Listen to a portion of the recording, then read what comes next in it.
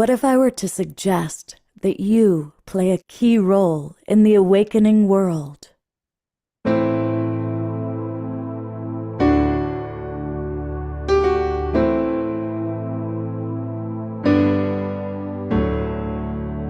that you are watching this because you have heard the call.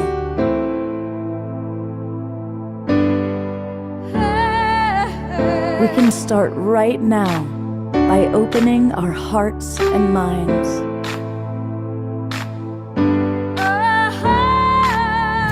Welcome to the awakening world.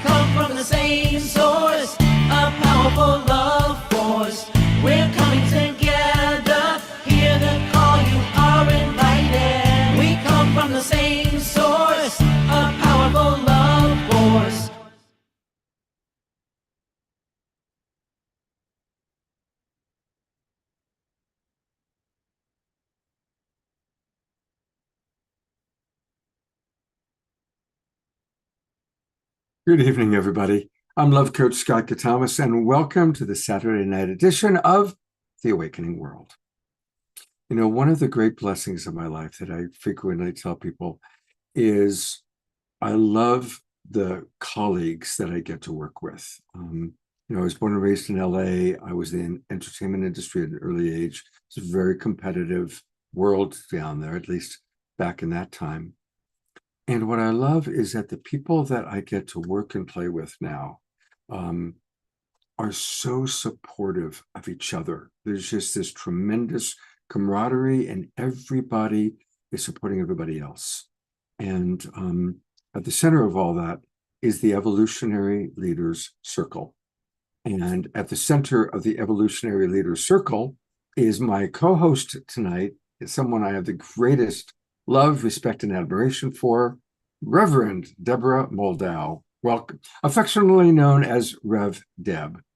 Welcome back to the Awakening World, Rev Deb.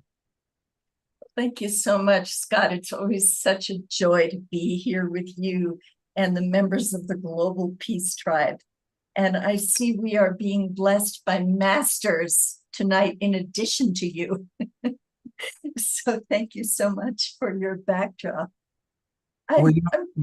Don't you think that, honestly, those masters and the other angels are, I think a lot of our evolutionary leaders tap into their wisdom, tap into their support, channel from these great masters.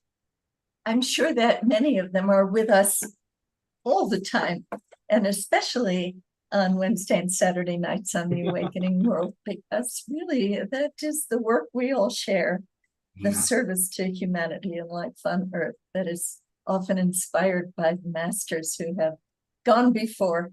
And isn't this whole show about awakening the inner master for everyone who's with us this evening in the Zoom room or who's watching on Facebook now or later? This show's for you.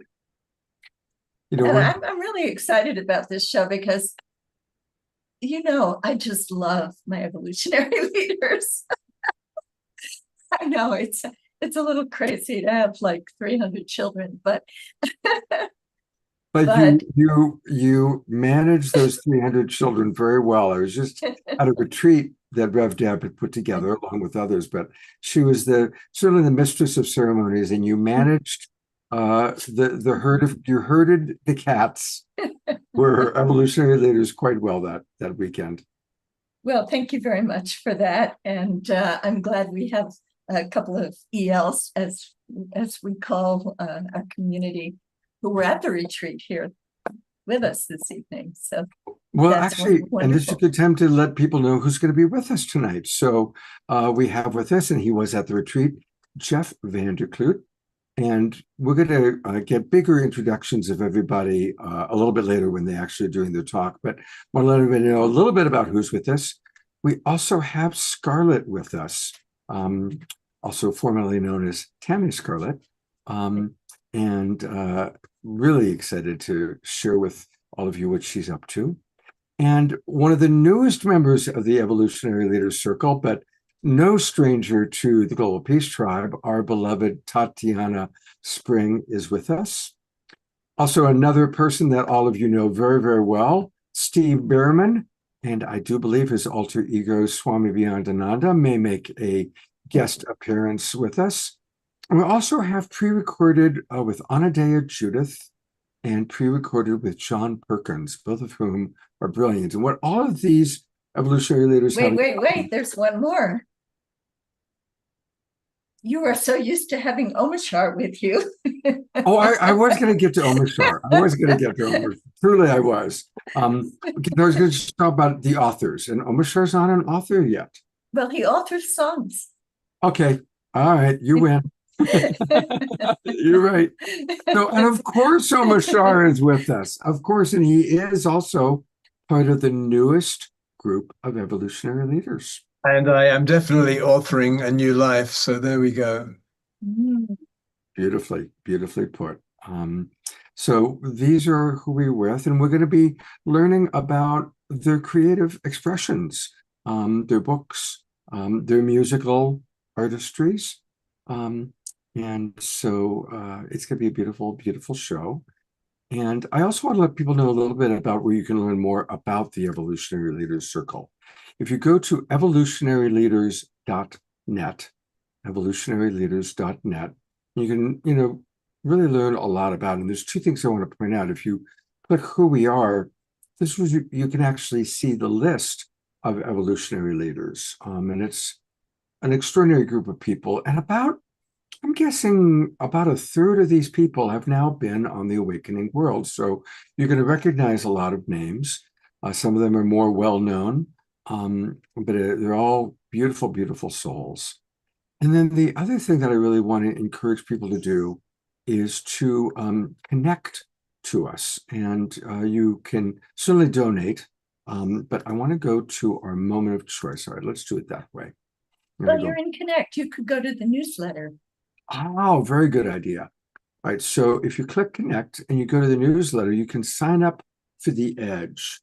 And The Edge is a wonderful newsletter that, God bless Rev Deb and her colleagues, puts a lot of energy into.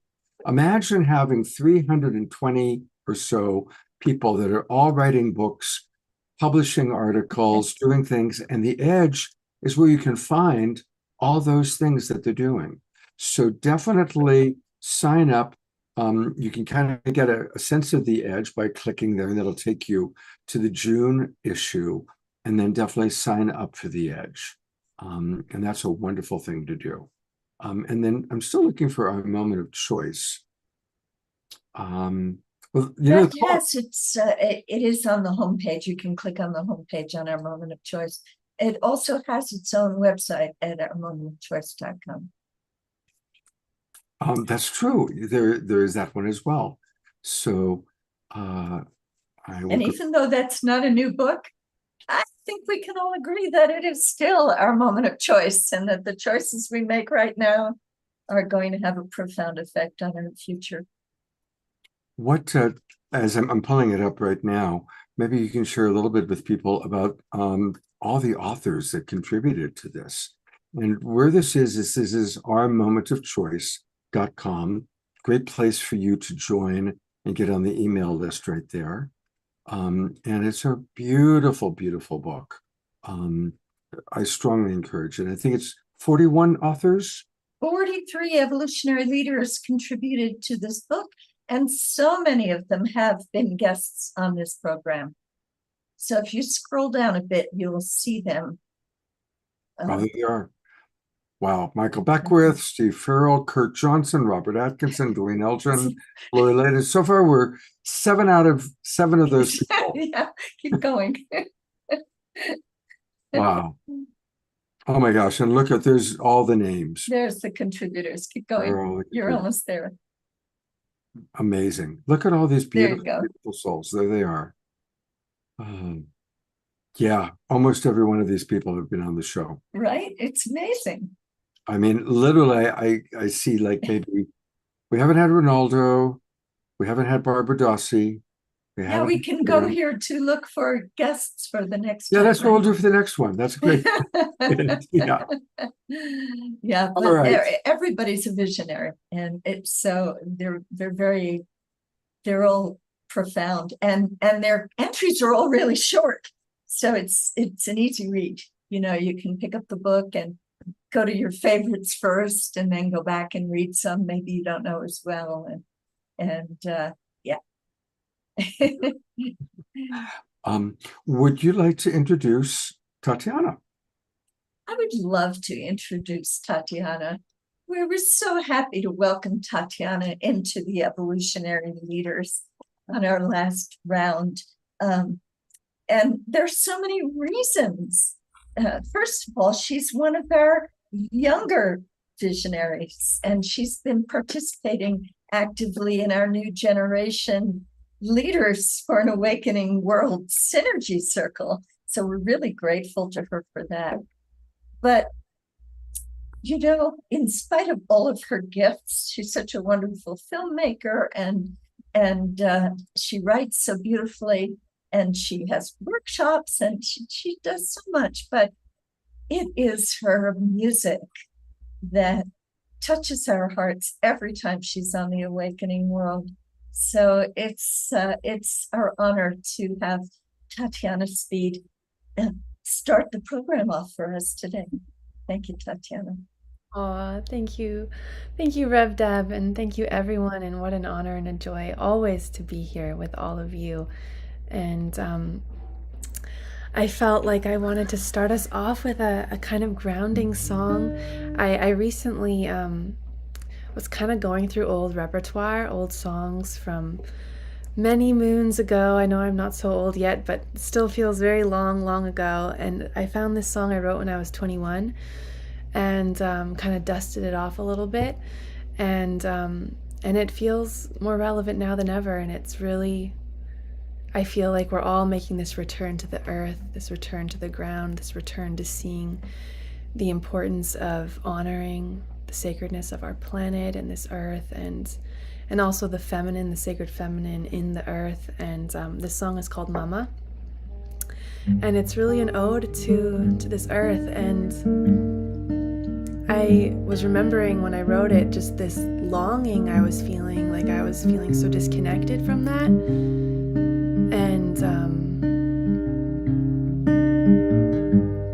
And I wrote this song to kind of bring me back down. So maybe we could all use it now, just wherever we are in our day, to come back down into this moment, into connection with each other. Maybe we could each find, if you're looking on gallery view, a person on the screen to connect with and just see. That we can really take each other in. All of us here gathered today. And take a breath and let it out, and you can imagine your breath falling down deep into the earth. That you're connecting down deep into the earth. And feeling that nourishment and that support and that love beneath us that sustains us, that nurtures us. Breathing in and breathing out into the earth.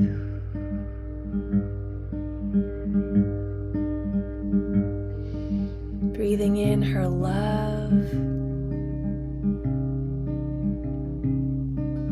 and letting go of anything you need to be transmuted, digested, transformed in this this moment.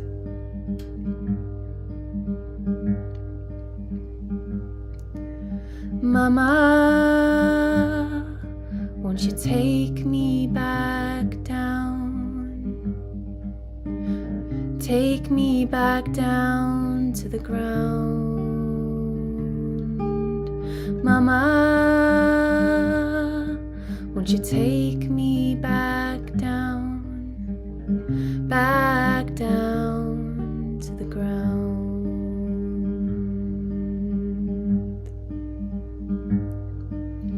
I have gotten lost with my head in the clouds.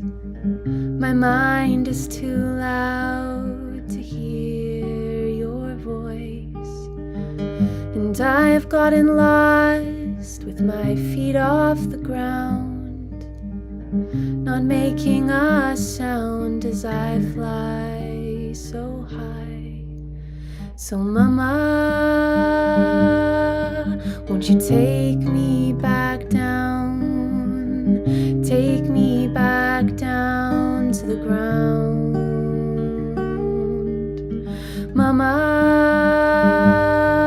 won't you take me back down to the ground?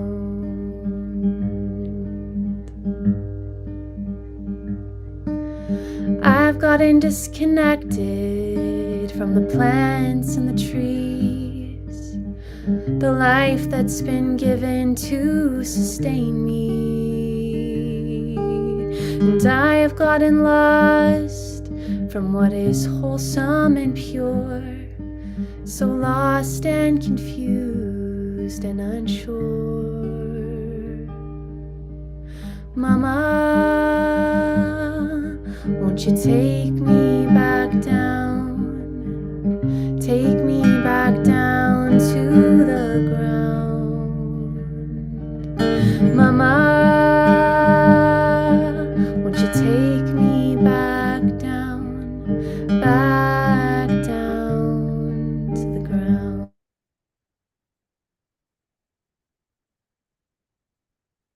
Whoops.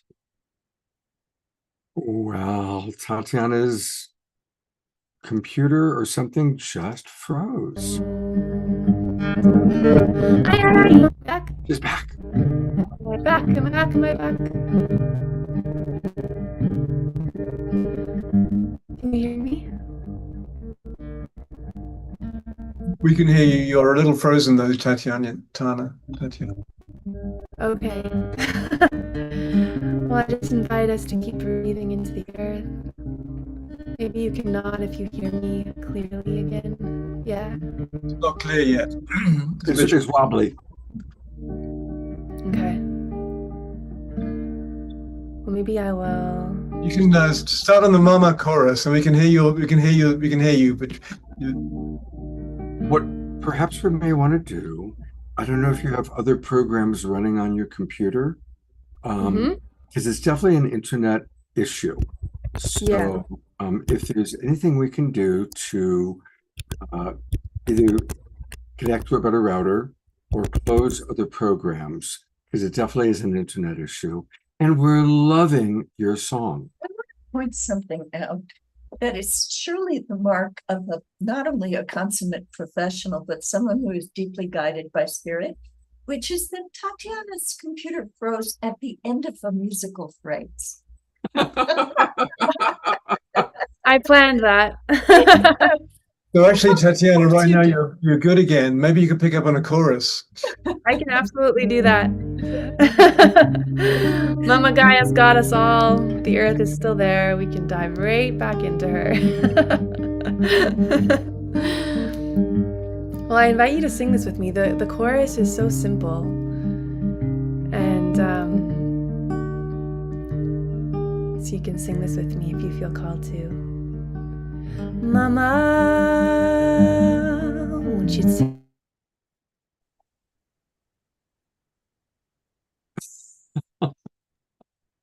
It froze on Mama again, Tatiana. So beautiful place to freeze, because that's where we all need to be.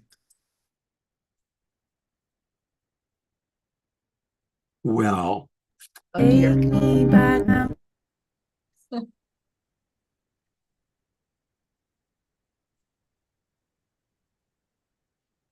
All right, I'm going to go to gallery view.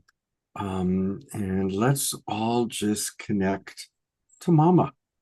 What Mama means to you, Mother Earth, Gaia, probably for most of us. Since it froze on Mama, let's just pretend that Spirit wants us to connect to our true Mama, our great Pachamama. And yeah. And we so appreciate that this amazing Zoom works most of the time to bring us all together. I'm looking at gallery view right now, and I see friends from all over the world that are with us. So thank you, Zoom, for the majority of the time that you bring us all together. And when we have those little glitches, it just reminds us of how blessed we are to be able to come together as DR would say, as family, as a combination of friends and family. Thank you for that one. And I think I'm going to turn it back over to Rev Deb to introduce our next guest. Well, thank you, Tatiana, because in spite of your song being cut off, it changed the frequency totally of this Zoom room that we're all sharing. And every one of us could feel the difference when you started to go into your heart and share your music with us. So we really appreciate it. And we got a lovely taste, even if we didn't get the full experience. So thank you. And I know we'll be hearing from you later in the program as well. But now we're going to go to our first speaker guest tonight, who is a dear friend of mine, and he's been an evolutionary leader for a pretty long time now, and that is Jeff Vanderkloot. Jeff, it's always so wonderful to see you, even if we're only in boxes and not in person. But this is such a special person, and I'm really looking forward to this community getting to know him better. And normally I don't like to read from bios, but there's one thing that he says in his online bio that really touches me. He says, over the last 15 years, Jeff has transformed his whole being, get this, into a tuning fork for truth and alignment with life. And he has offered this gift in service to awaken leadership worldwide. Now, this is kind of a magical phrase, but it so describes Jeff, because Jeff is the person we call when we want his help with calibrating the signals that he gets from the universe. And this is a very special gift that he has. And maybe he can share that a little bit tonight with us, maybe with some of your questions, those of you who are in the Zoom room. But he's much more than that as well. He is a poet and a writer and a philosopher and a business coach. And he does workshops and he leads groups, and he's like a Renaissance man, shall we say, but he's a Renaissance man of the new paradigm. So I am just beyond delighted to welcome here Jeff Vanderkloot. So good to see you. Thank you, Rev Dev. It is such a beauty to be back here. My first time with the Global Peace Tribe online was in April of 2021. And amazingly, that was more than 4 years ago. I disappeared. I went into semi-seclusion to write very intensively starting later that year. And as you know, Deborah, I sort of disappeared from the evolutionary leaders map for a little while, and it's really good to be back. I'm wondering if there's an area you might like me to focus, or at least where I could get started. Did you name so many possibilities? You say you disappeared, but you never really did, because beyond all of your gifts and services that you offer, you are super loyal and you stay in touch with us even when you're a little bit off the radar. And we so appreciate that we feel your constant support, not only with the Evolutionary Leaders Circle, but with our mothership, the Source of Synergy Foundation. Yeah. So thank you so much for being a part of that for many, many years now. And now you're engaged with a number of other evolutionary leaders that you've been working with and doing projects with and meeting up with in person. So yeah, you're special to us, Jeff.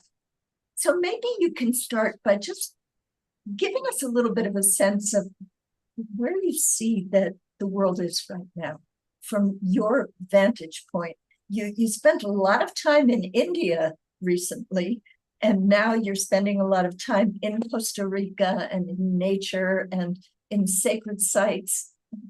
How is all of this feeling to you, and what insights is it giving you? Very good. Well, being in Costa Rica for about 6 months now has connected me in deeper ways with land, with nature. And one thing I've intuited for quite some time is now, I would say, more manifestly present for me, which is that the Enlightenment is coming from the South. In philosophical circles, we might talk about the Enlightenment as a time when we shifted to our rational capacities, which were immensely helpful.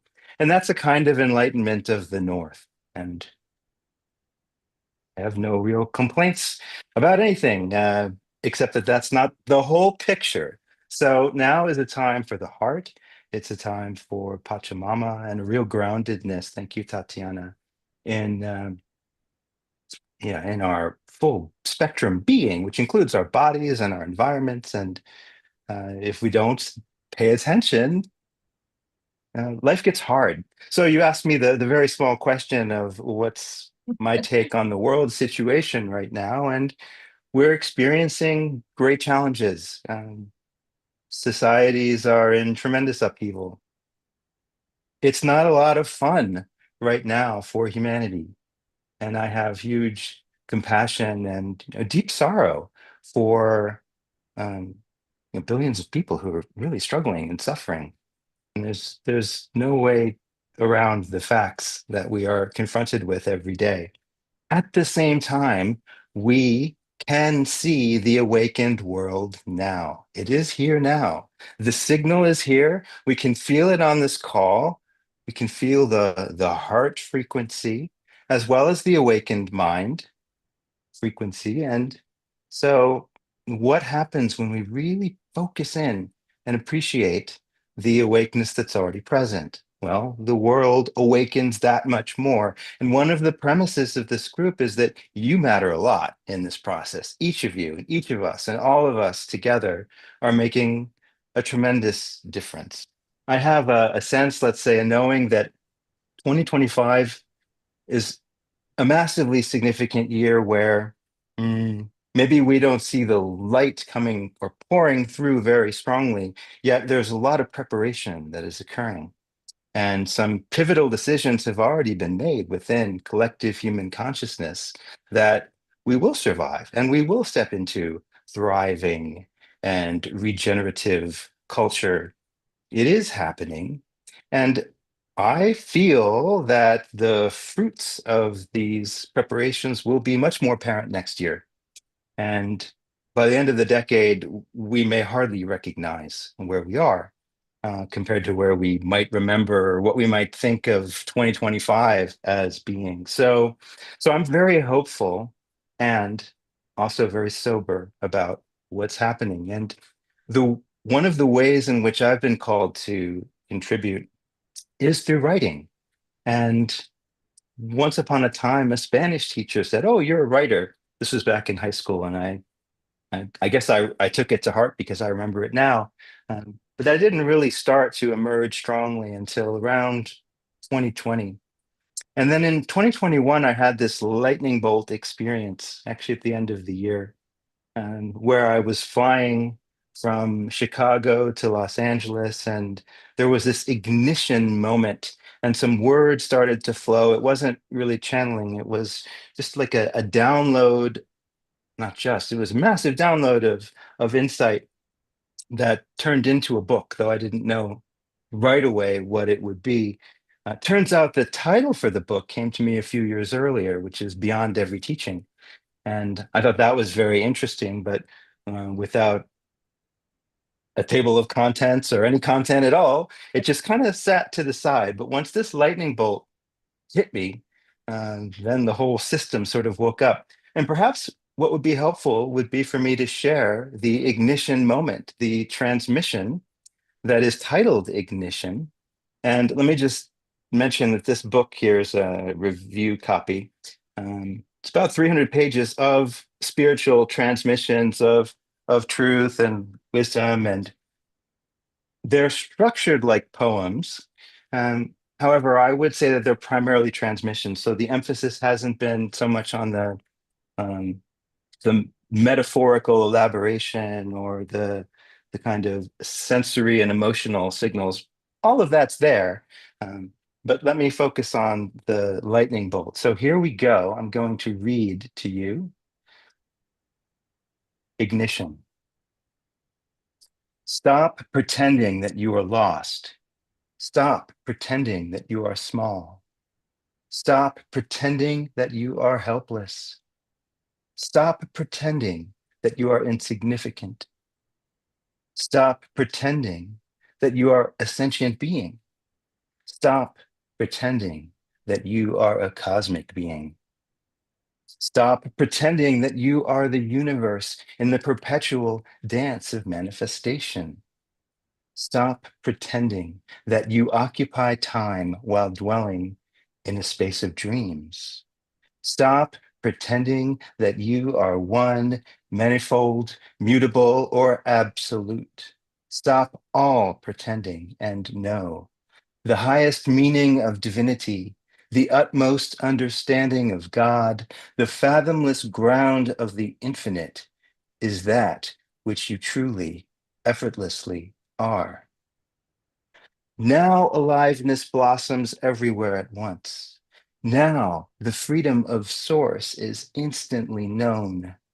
Now the potential of enlightenment is fulfilled. Behold the bursting, ever unfurling creativity in which the answer to all questions is love, and royal goodness reigns unopposed. In awakeness, reality is obvious, and artifice serves nothing. When pretension ends, all that is evident. The single origin, the one flower of everything, all that gives, all that loves in the garden of divine truth is the true you, the organic you, the immortal you, the beneficent you. Naturally, God is you. Totality is equal to you. Source is completely you. This, which you are entirely, authentically, and unabashedly, is the potently devoted supreme. Wow. Can we just And take a moment and let that sink in?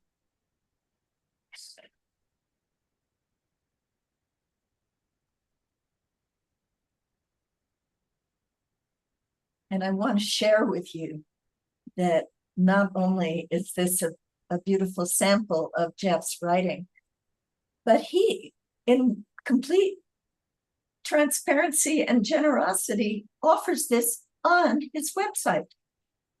So you can go and look at the roots of this. I'm putting it, the link in the chat, but basically it's on jeffvanderkloot.com. And you can scroll through the inspiration that has come to Jeff and let it sink directly into your soul while we wait for that manuscript in his hand to actually reach publication. So and look at those titles. Look at that. I mean, whoo, which one do you like the best? I know Put it they're in all the so chat. beautiful. Put in Let's the go take a chat look at the one you the like gr- the best. I'm clicking the Grand Delusion.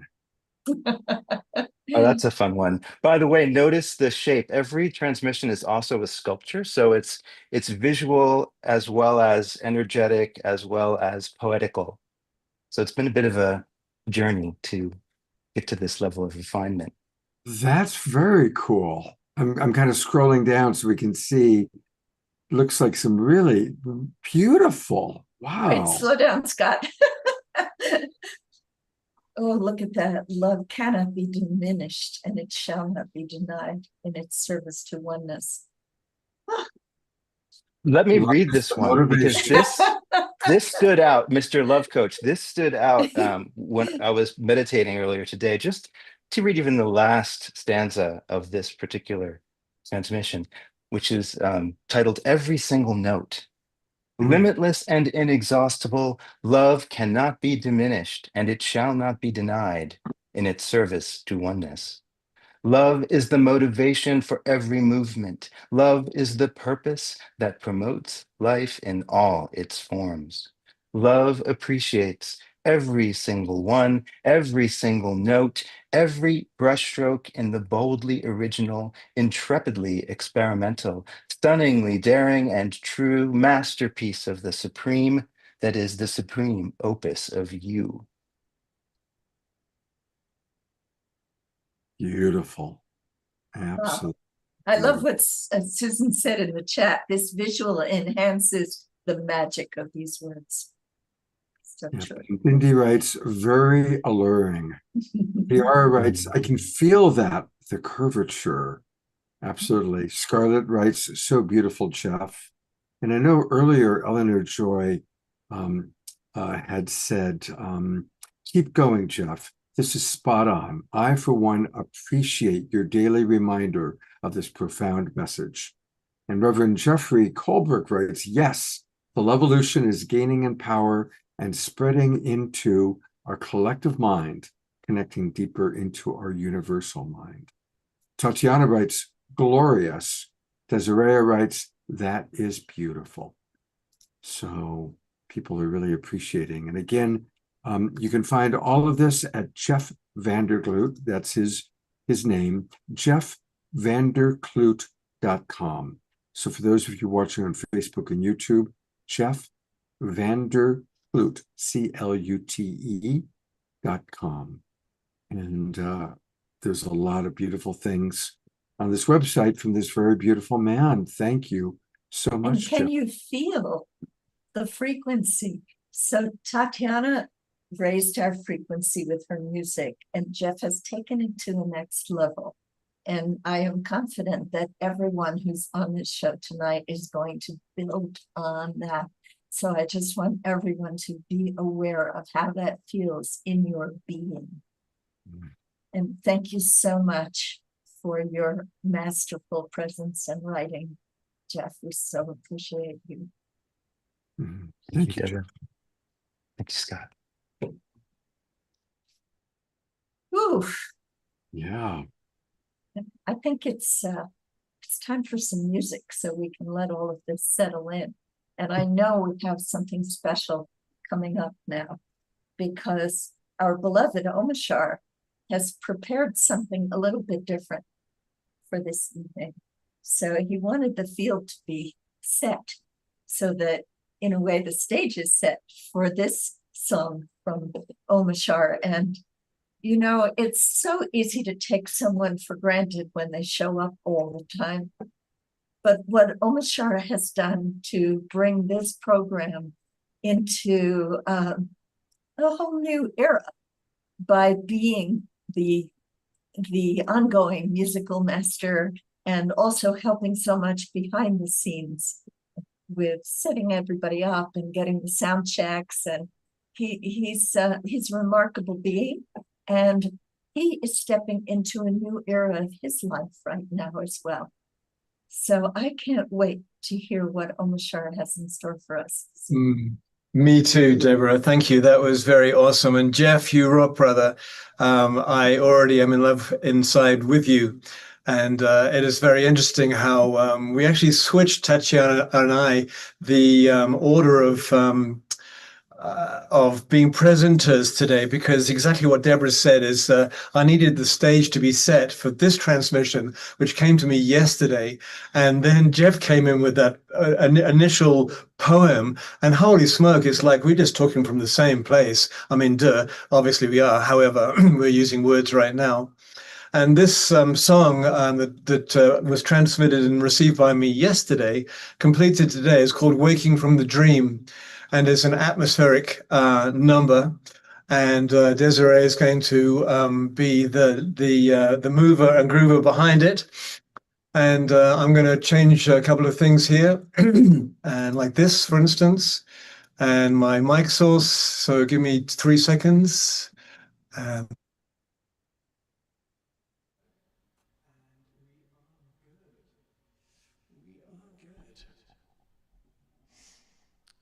Deep breath, everybody.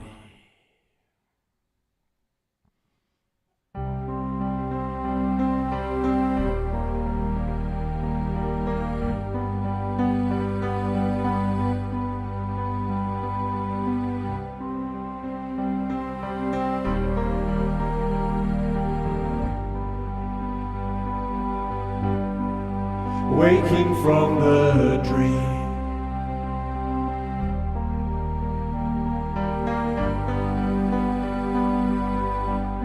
That once seemed so real.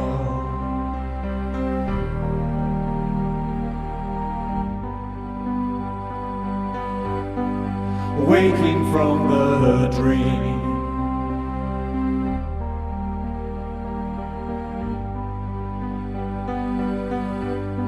Our inner voice is calling.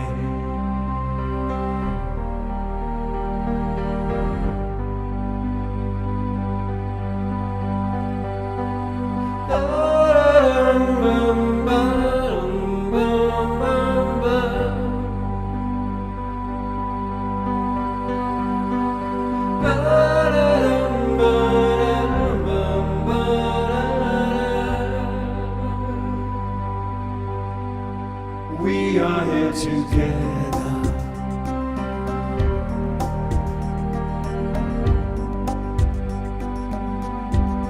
embracing the new.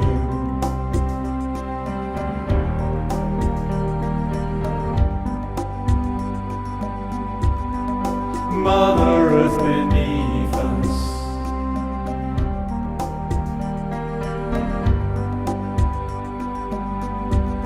and she knows what to do.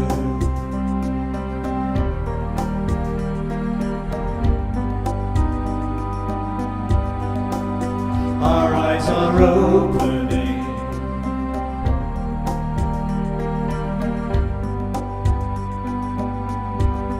and love is shining through.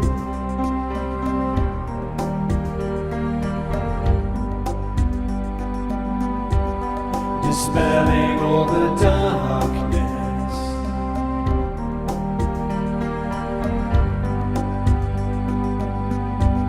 revealing only truth.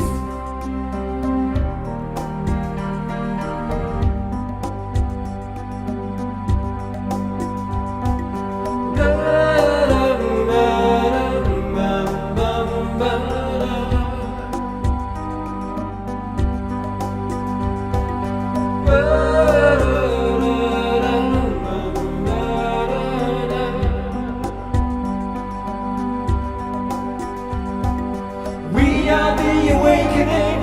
Come on, let us dance and sing now. What a joy. Let the world around you know there is hope and we shall grow.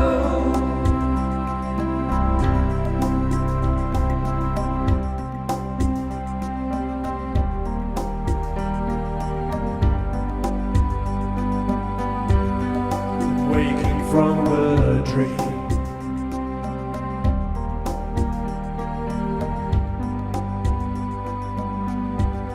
That once seemed so real.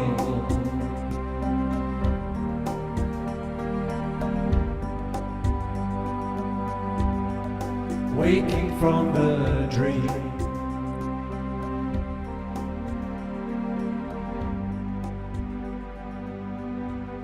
Our inner voice is calling.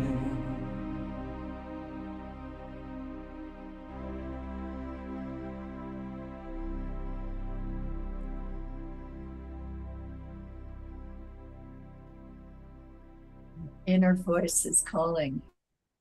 And Omashar is helping us to hear that. How beautiful. Thank you. That was a premiere for tonight. It's not often that a song drops in and it says, you got to play it tonight with the evolutionary leaders and our beautiful audience, because we are all evolutionary leaders ultimately. So thank you. What I an want to honor. read a few of the comments that have come in, and I also want to show people where you can find more Omashar, because he does have wonderful music available. And so we always suggest the best place to go is to Bandcamp. So if you go to omashar.bandcamp.com, that's where you can get his records, including his newest, Dancing into Greatness.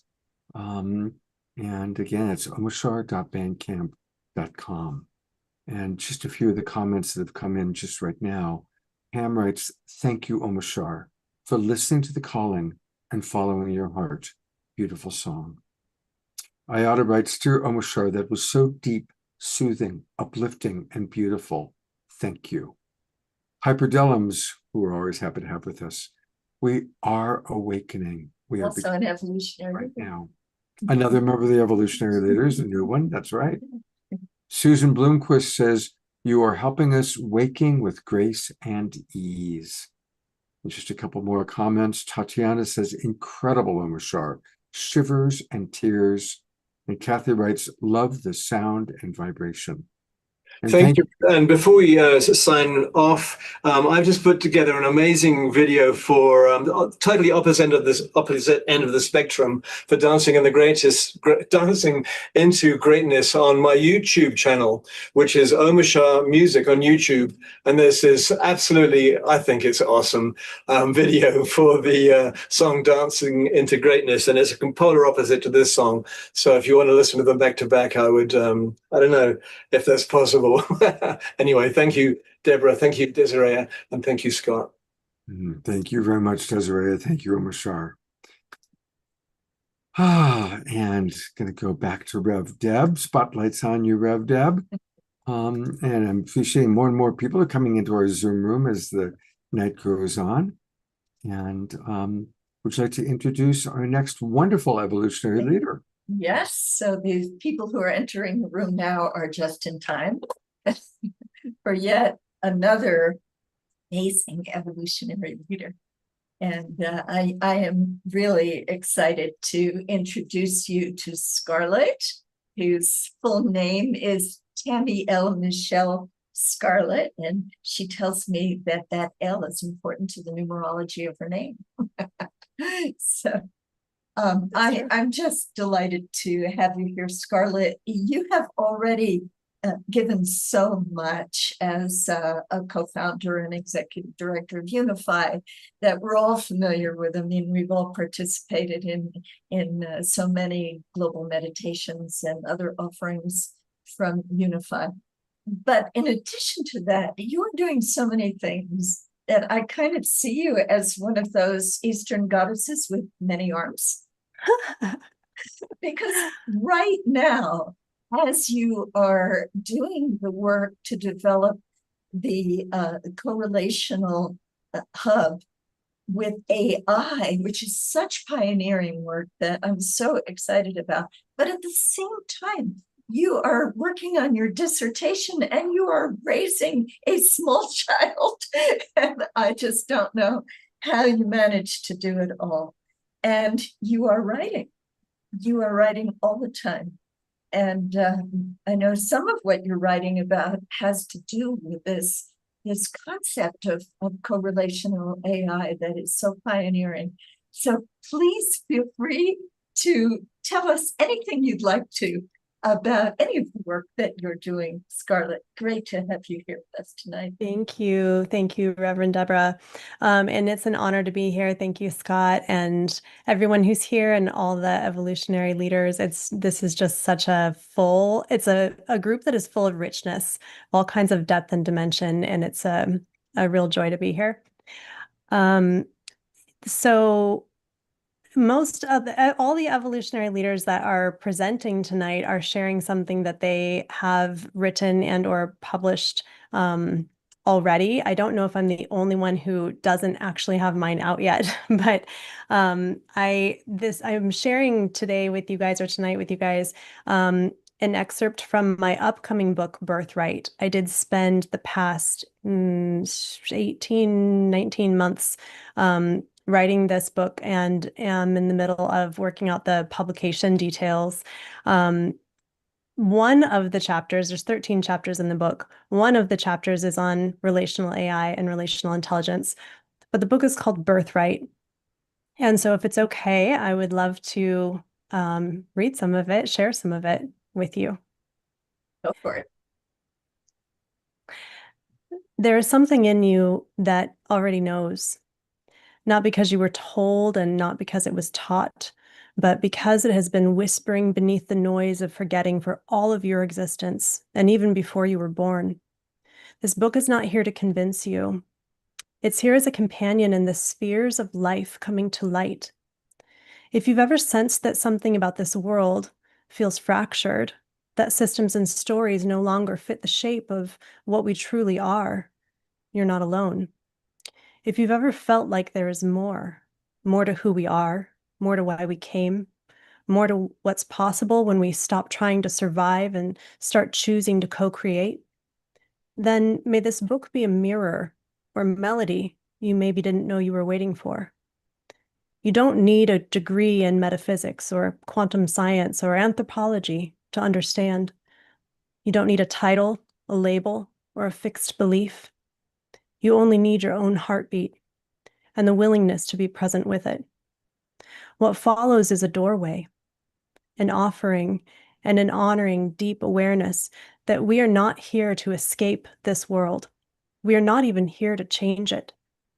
We're here to love the whole of us back to coherence. You were never meant to fit in a system designed for separation. You were meant to resonate brightly in a world that remembers itself through you. This book was many years in the making. At every turn, I was told to speak the pain points, to identify 5 steps to your future success based on mine, to tell you plainly what would happen if you did not do as I did. They told me this is how you sell, this is what people will respond to, but I could not. Any layers fabricated for greater human receptivity would disappear as quickly as they came, and every extracted prescriptive list of steps melted back into an invitation to presence. Every added dose of motivation by way of fear dissipated, and only the light of alignment remained. This is not a book of dogma. It's not a book about what is outside of you that you must strive for. It's a return, not to my knowing, but to your own. It's not about what I hold, it's about what you already carry and the radiant act of turning inward to meet it. You are invited, not instructed. There is spaciousness in these pages for your own presence, your questions, your wonderings, your resonance, your recognition of what has always been most alight and alive in you, and your formation of your own possibility through thought form and embodiment of understanding into new realities. Receive what sings, release what does not. You will not hear me tell you what to do or what you should or shouldn't do. You will not hear me guarantee an outcome based on steps that you take or even based on your alignment. This space is for the truth of becoming, and each of us is doing that uniquely. We're all in that together. So if you're ready for an era where personal growth is more than trying to replicate what the next thought leader did, where presence and embodiment is a primary currency, and where you are invited to greater life just as you are, then welcome home.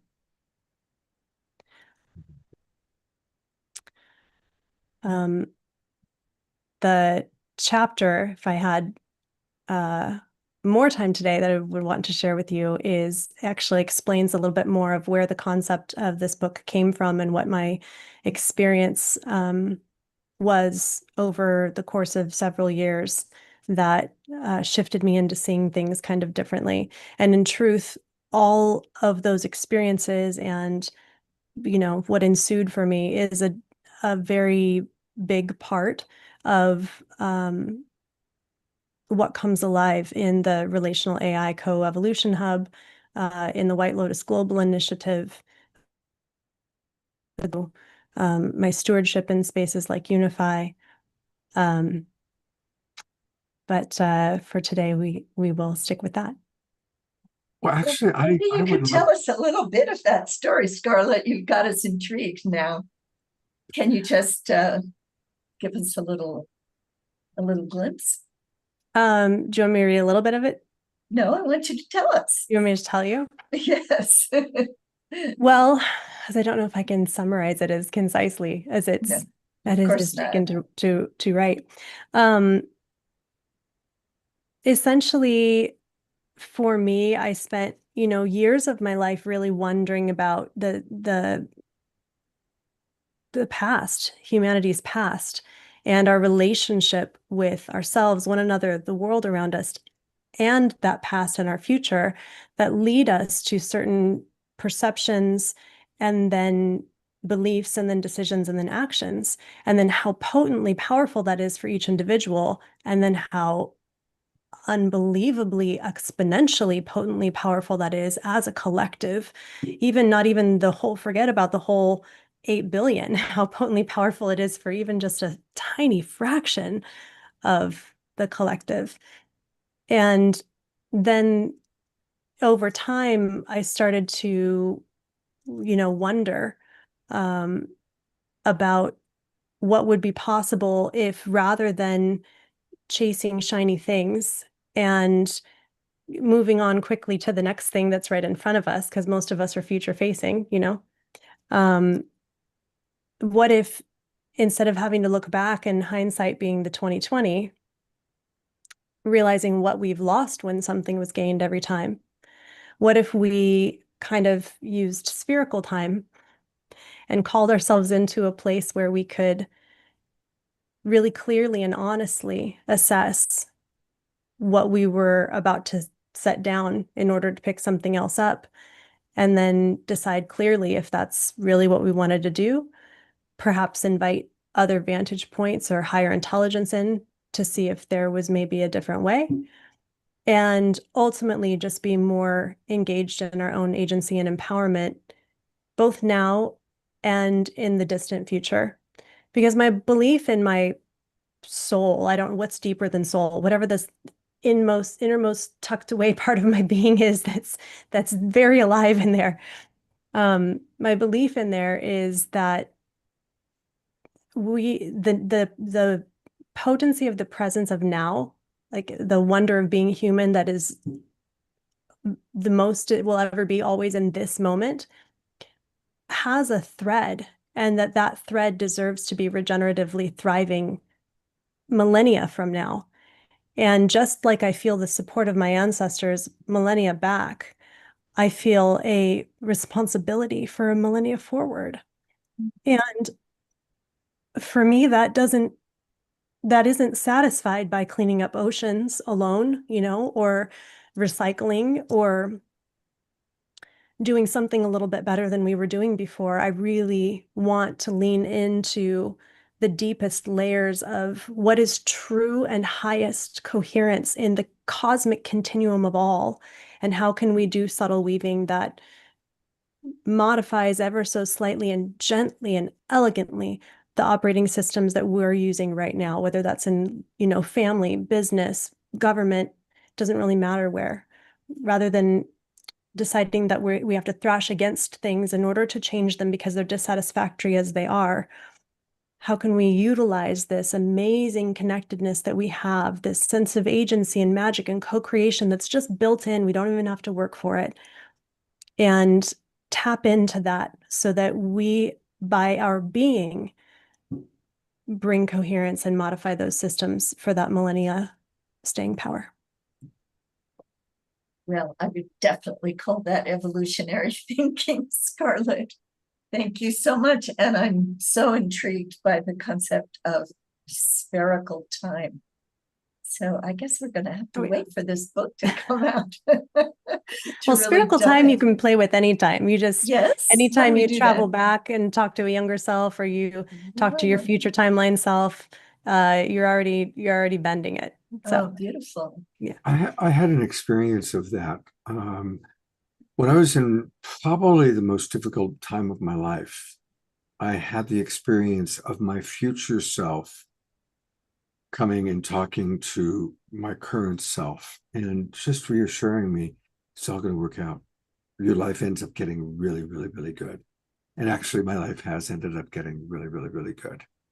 So I can say it's true. We are multidimensional beings. We are existing simultaneously above and beyond what our brains comprehend. And it's future thinking people like Scarlett that are leading the way. I also want to show people there's a few ways you can connect with Scarlett. This one, look at that beautiful being. That's Scarlett in another dimension, I guess. An alternate reality of Scarlett. It's whitelotus.global. Whitelotus.global. And I love the sub headline, aggregating the best of humanity for evolutionary leaps. And look at that transition from kind of the most apocalyptic view that we get from the modern media into the vision of what I know we all are creating. We all are creating an experience of heaven on earth.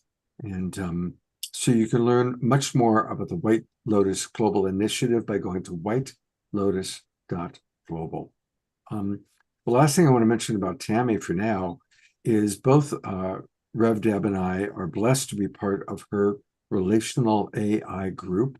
We meet on Thursday mornings, and we're all wanting to figure out how do we work with AI. And Scarlett, you are my teacher. You and Prisma are really helping to lead my personal journey into how to best work with this extraordinary new experience that's part of our reality now. And your approach to it is so conscious and so loving and so interesting. So I'm grateful. And if anyone's interested in learning more about it, you can go to our website about this, which is school.com/relational-AI, or send me a text message and I'll pass on some information if any of you are interested in joining us on Thursday mornings. It's a blessing.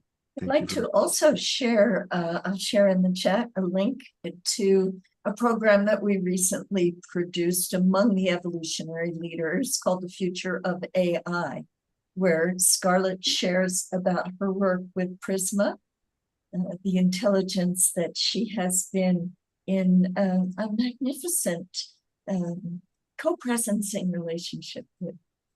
So I've been very inspired by that, and she was definitely an inspiration for having this call with other evolutionary leaders, members who are doing this kind of pioneering work with AI that really gives us a lot of hope for the future, because there's so much fear out there, especially about AI, how it's going to take over. And of course, we know that it's up to how we relate to it, that it's going to develop. So Scarlett's been an amazing pioneer in that work. You can also find her work at tammyscarlett.com. You can find all of its different initiatives. Any last words, Scarlett, before we let you go tonight? I really appreciate that. I love the relational AI stuff. Is such a deep passion of mine right now, because every single day, every single week, I watch the milestones and the mile markers move for us for human evolution, whether that's between the way that we're engaging with technology in the home, the way we're going to have humanoid robotics as a part of our future, But every level of society and existence for our species and the planet is going to be impacted by the bell curve of this particular cradle of evolution. So it matters deeply the way that we show up in presence and the way that we entrain ourselves and this intelligence we interact with as it evolves. So I would love anybody who has interest in that, wants to learn more. I would love to have you in the hub, and let's stay in one another's spheres. Thank you so much, Scarlett. Thank you very, very much. I'm going to go to gallery view because we're now entering kind of a new part of what we do on a regular basis on the Awakening World, which is prayer time. You know, prayers are powerful. Our beloved Ayada, it bears worth repeating. Many of you know the story, but her son had a horrific medical situation. The doctors said less than 25% chance of even surviving. And Ayada went deep into prayer. She got Tangela and Soul Searchers praying. She got us and Global Peace Drivers praying. And her son is now well on the road to recovery. So the power of prayer is very real. And we're praying more and more often, and God knows our planet needs it. And tonight, a very important and beloved member of our Global Peace Tribe, we're going to start our prayer for Roger. Roger Tellison. You all know Roger and Bonnie. They've been with us from the very beginning. They came to all of our Global Peace Tribe retreats. And Roger's in the hospital where he's dealing with pneumonia. He's watching on Facebook right now. So let's start as we always do by just sending maximum grace for Roger, maximum grace for all the people in the hospital who are attending to Roger. Maximum grace.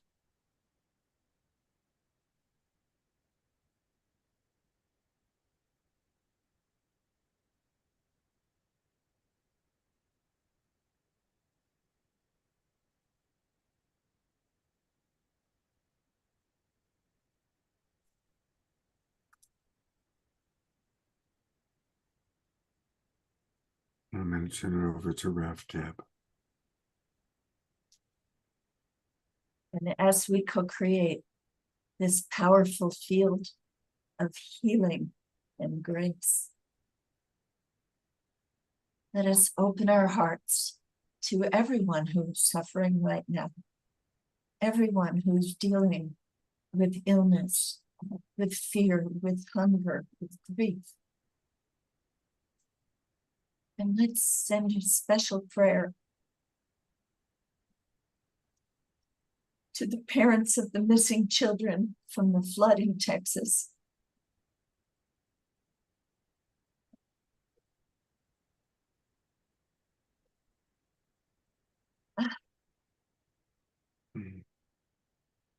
The agony of not knowing and fearing the worst. We envelop them in a blanket of love and care, knowing we can't heal their hearts, but we can bless them and send our love and the beautiful frequency that we have developed this evening together with the music of Tatiana and Omshar, with the beautiful words from Jeff Vanderkloot and Scarlett and Scott always, and the masters behind him tonight and behind every one of us. The fullness of who we really are, let us send that to the awakening world to heal all of the suffering and fear in our world right now. Through our hands, through our hearts, and through the field of infinite light that we are holding together. Mm-hmm.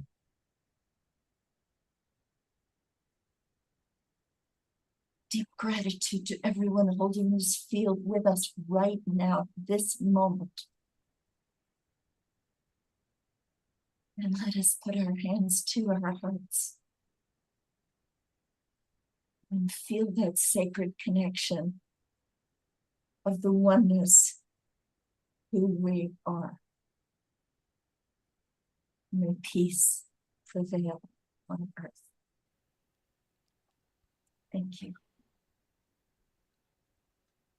Thank you, Rev Deb. And we'll take one more moment of silence for any of you to put out prayers for anyone in your world, your orbit, that you want to send special love to.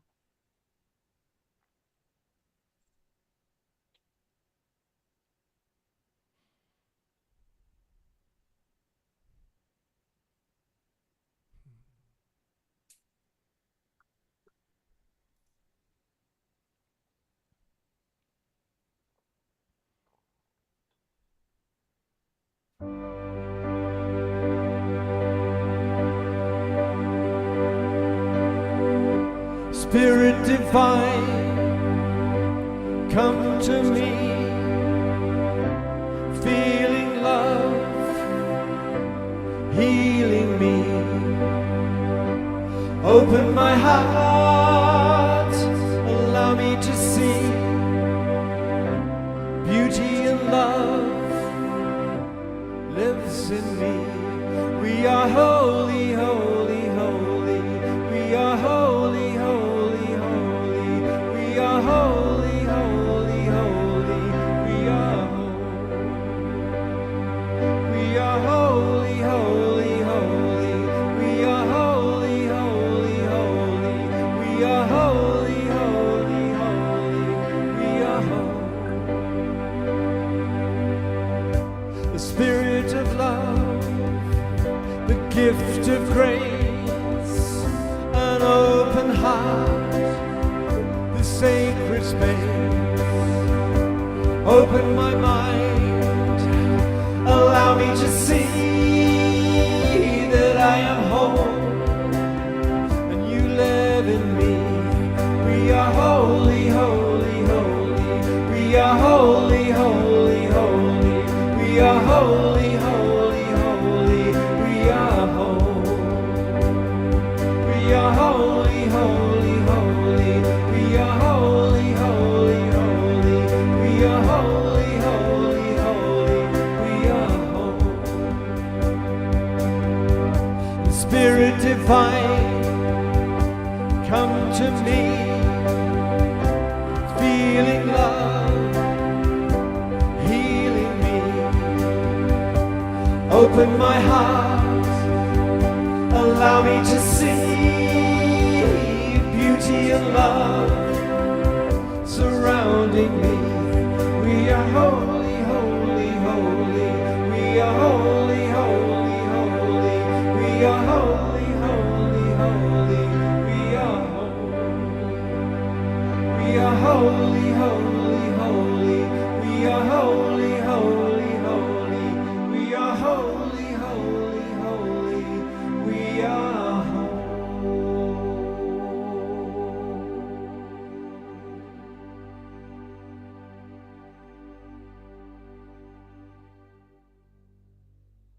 Thank you so much, Omashar. That is the perfect song. And our beloved Piper Dellums is with us. I want to read something she just put into the chat box. She writes in her beautiful wording, "We are each born into the world as a singular note in the orchestra of infinite rhythm and hues, a singular note in a vast and infinite symphony of existence and imagination and nothingness and everything. Yet harmony, the true sound of wholeness, is not born of isolation, but of unity expressed through difference. It is the sacred interplay of every note, every atom, soul, kiss, dream, aria, breath, and every violin. Uniqueness is not the antithesis of unity. It is its essence. We are not fragments. We are all fractals of the all, each a sacred reflection of the infinite source that births and creates in and out of time itself. No beginning, no end. To bring that medicine forth, because to share our truth in sacred space with reverence is to dissolve the illusion of separation. We remember that we were never apart or alone. We are not the wave, we are the water. We are not the note, we are the song. To honor our uniqueness is not to dissolve into the whole, but to become it, to become the everything. And so on this day that we honor evolutionary leaders that are authors that we love, I put the spotlight briefly on our beloved Piper Dellums, who wrote what I just read. And I'll bring Rev Dev up too. That was beautiful, Piper. Oh, I love you. This has been such a beautiful show. Oh, Rev Deb, I just want to hug on you. I am so I'll take it. grateful. I'll receive it. I'm so grateful to be able to bathe in this awakening, in this becoming. What I'm recognizing, Scott, through your show, through this essence, this show has become the becoming. And I think that we are waking up to the fact that these revelations and these ascensions and these messages from ancestors and spirit are pouring into us like rain. We're drinking it up like rain, and we're speaking into each other's beings, and we're becoming one again. I am really holding Roger. I love Roger in my heart. Roger, if you're there, we send you so much love. We love you so much. And my beautiful Omashar, it's so good to see you again. I'm still holding you in your sacred space with your mother. And I love you. I love you. I love you.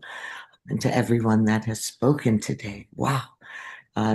Jeff just touched me in the deepest swell of my being. And of course, Tatiana opening with that song. That is what I think was the great awakening that really stepped us into this power, this presence. And I love you, Scott. I just love you because you always authorize with dignity that this is exactly what you're called to do. And you never fail. You are always present. And what a gift. What a gift. This giving of yourself to all of us. Thank you. And Piper, I remember when we prayed for you. And look how radiant and healthy you look now. Oh, So we're so grateful when our prayers are answered, and we send that energy to Roger now. I receive that. I receive that. I really do. So Yes, of the power of prayer, Eleanor Joy writes, during your prayer, Rev Deb, I could feel a huge ball of energy between my palms, and larger and stronger. So that is beautiful when the power of prayer is felt in such an extraordinary way. Absolutely. And we have got an amazing next guest, someone that brings so much light and love and laughter. So to introduce Swami Steve, here's back to Rev Deb. Thank you. It's time for us to enlighten up with Steve Behrman, and I see your beautiful wife Trudy is with us this evening as well. I was first introduced to Swami Beyondananda when his first book, seminal book, came out, Driving Your Own Karma. It was such a revelation to me because it was so funny and so wise at the same time. And many years later, when he co-authored Spontaneous Evolution with one of our original evolutionary leaders, Dr. Bruce Lipton, I was like, we got to get this guy in the group because we need a little humor with all of this wisdom. And Steve Behrman offers that combination that is so welcome. And we're delighted to have you with us this evening. Whether you are Steve or Swami or both, we welcome you. Well, thanks, Deb. I didn't realize that you go all the way back to driving around karma. That's like 30 something years. It's great. It holds up. It is. I am wearing two hats. Actually, I'm wearing no hat now. I'll be wearing another hat very shortly. But I want to comment because, this is the evolutionary leadership circle, and I really appreciate being a part of it. I appreciate you and how you've kind of got the circle kind of squared away, so to speak. And I want to go back to the evolution aspect of it. I've been thinking about this a lot. How would I want to relate to the evolution part of this? And I have a story, and this is really, I think, what it means for me to be an evolutionary leader. It means holding space.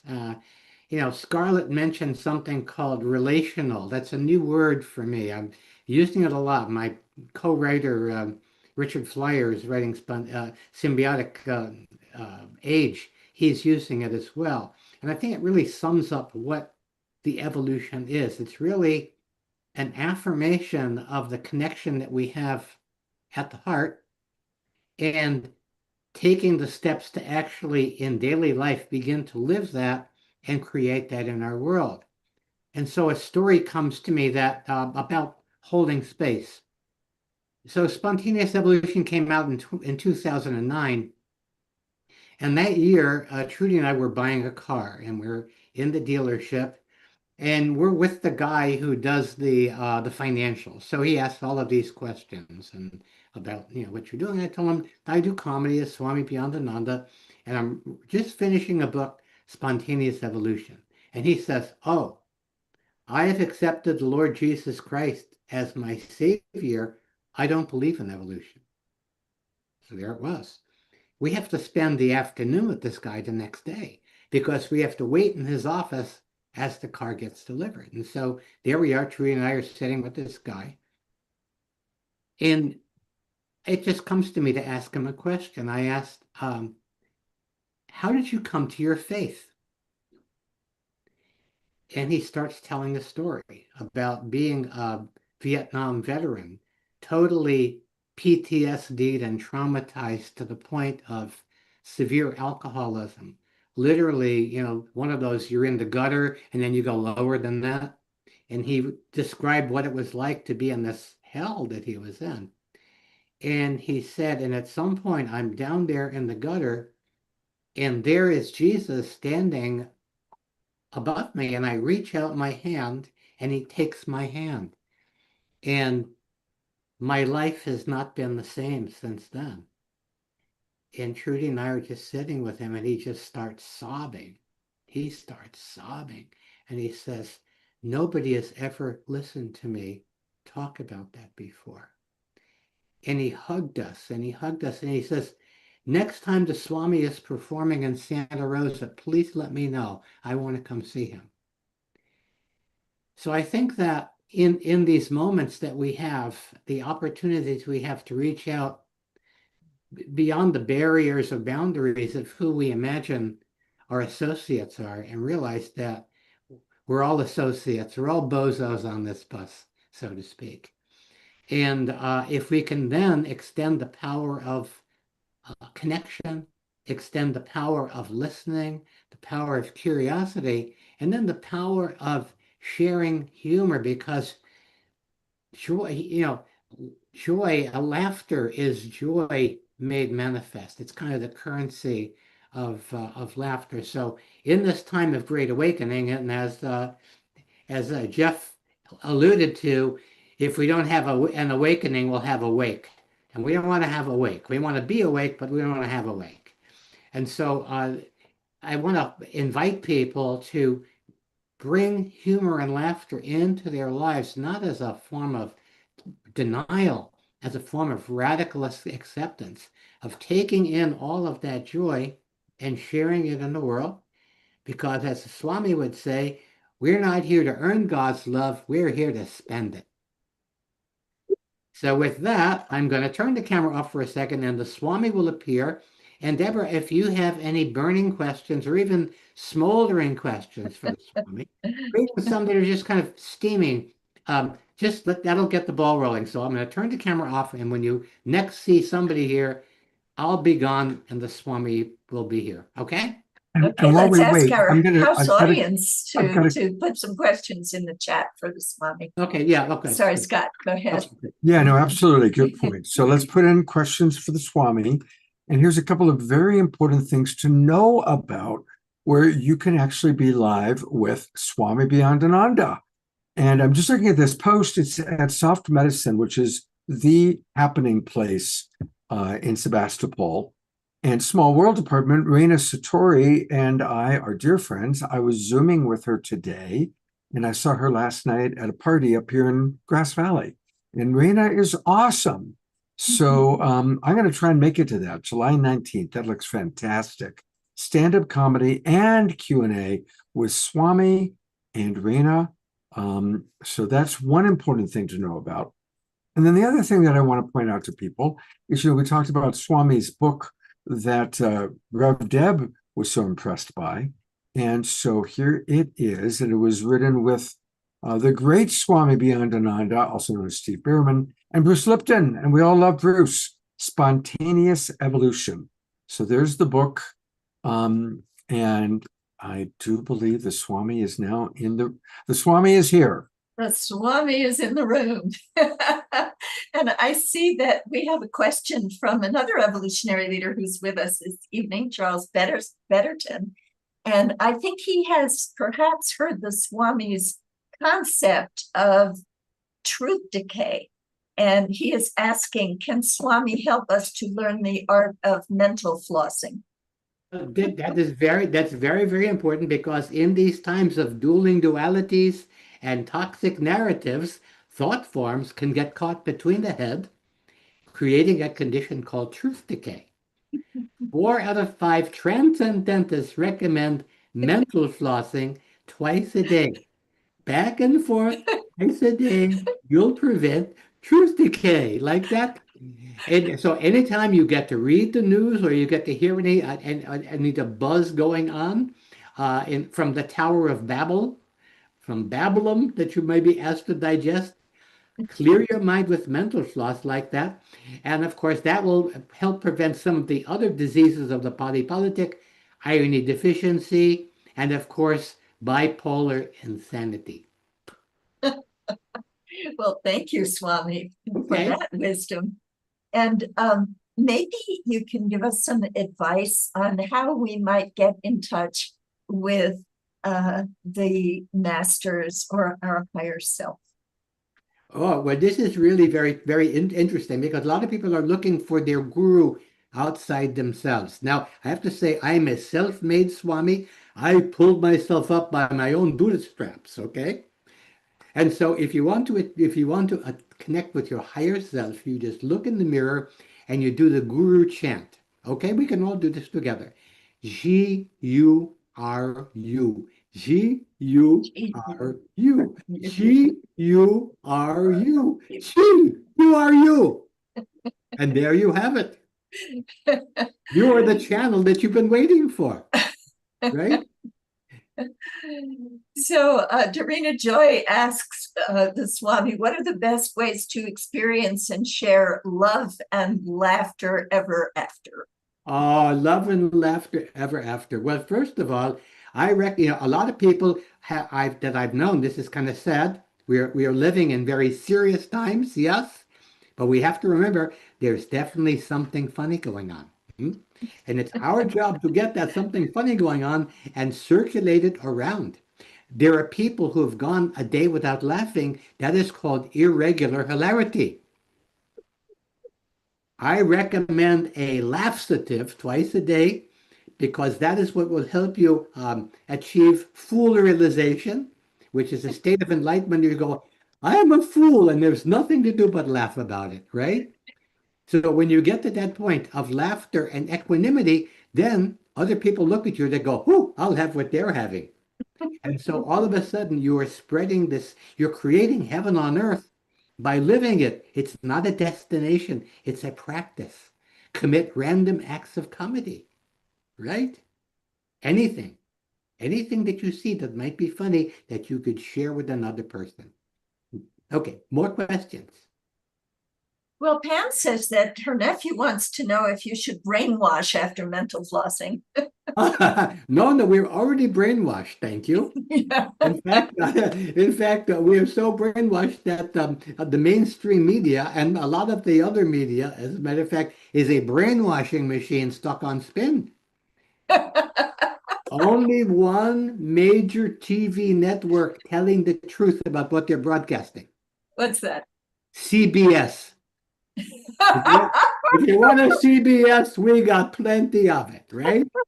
And so you got to remember that beliefs lie in our heads, truth lives in our hearts. So every day, laughter will help you leave the static of the head for the ecstatic of the heart. Oh, excellent. Excellent. So what do you suggest that we do when the news is getting us down, Swami? Well, I want to tell you the story about the happiest man I ever met. I'm serious about this. He was a psychiatrist and he glowed. It was like this inner glow that came out his cheeks were like rosy. He was happy. And I see he's got gray hair. He's been doing this for a while. I said, you're a psychiatrist. He goes, that's right. And I said, you've been practicing for a long time, 25 years. I said, can you spend 25 years listening to people's problems and look the way you do? And he said, who listens?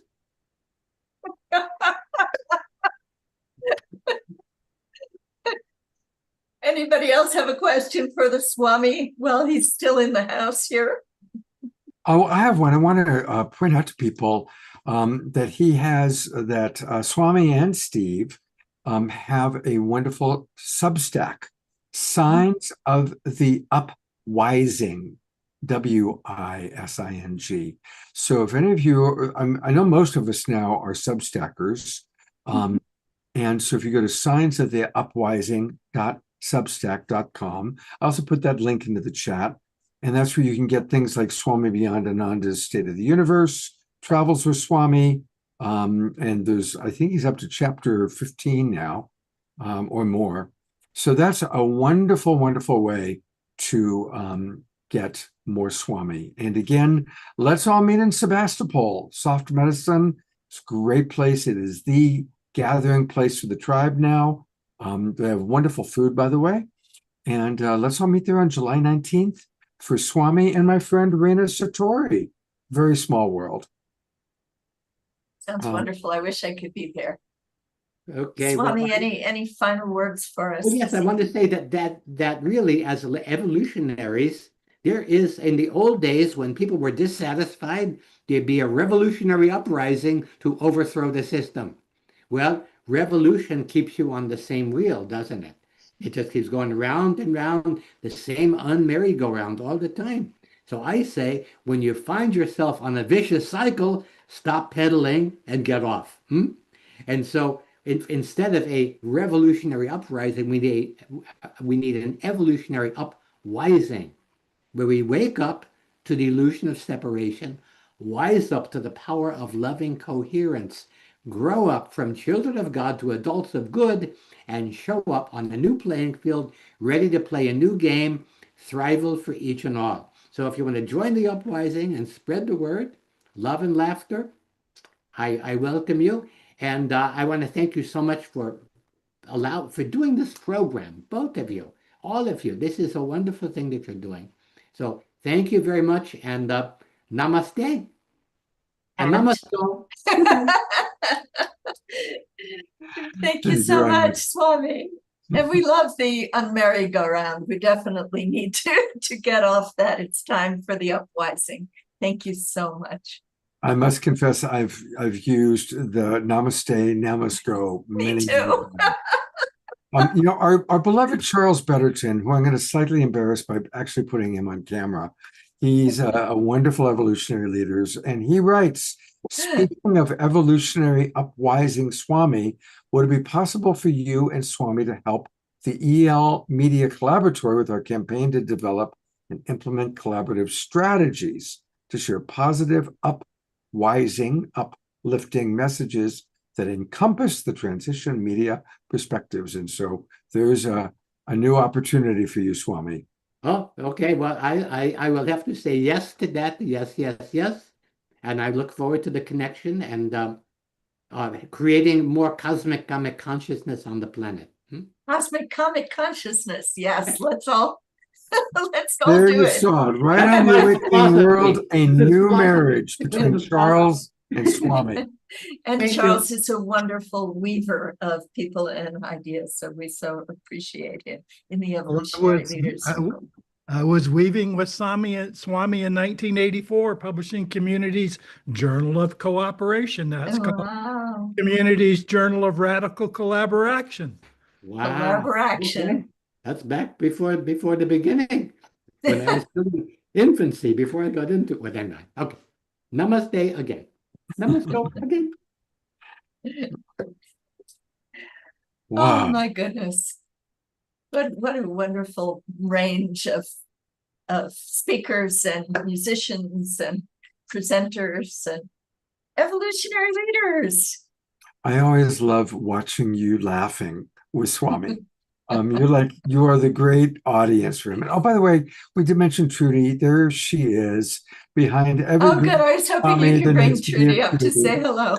So we thank you, Trudy, for all that you do. You know, Trudy is an example of polyamory that works. She's in a menage a trois with both Swami and Steve. One of the few examples of polyamory that I can actually promote and support. So thank you for that, Trudy. You. All right. Well, if our beloved Tatiana is back, we have a beautiful video from her. I'm going to let her introduce it, and then I'm going to play it. I'm back. Thank you, everyone. Yeah, I want to share. I shared this video actually in its first draft form the last time I was on the show, and I actually brought on the Tibetan Buddhist monk who you will see on here, whose name is Yang. And the song is called Breath of Life, and it's for the upcoming album, my upcoming Lullabies for Adults album. And yeah, I'll just briefly tell the story of how I met Yang. God, if that's okay. Have I frozen again? No, you're I'm hearing fine. you perfectly. You're great.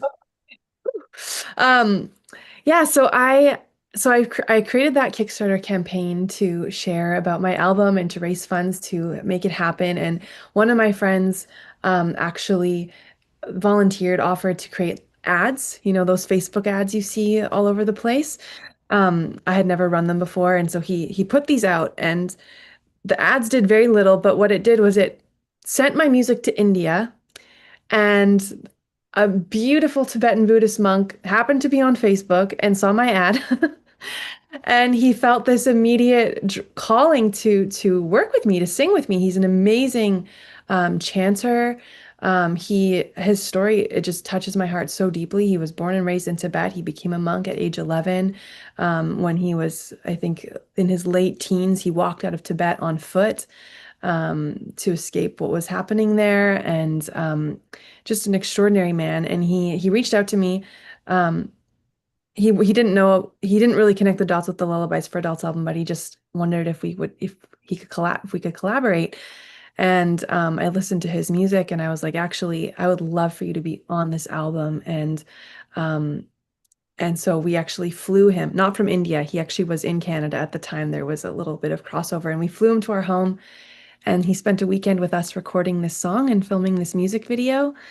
And I feel like it really is a transmission of the mountains of Tibet, those beautiful high Himalayas. The chant that he shares is a chant to Sherab Chama, who is the wisdom-loving mother. She's this goddess of mercy and compassion. She's kind of the Tibetan form of Kuan Yin. And just having his voice in this song, I felt like it just dropped it into such a deeper place.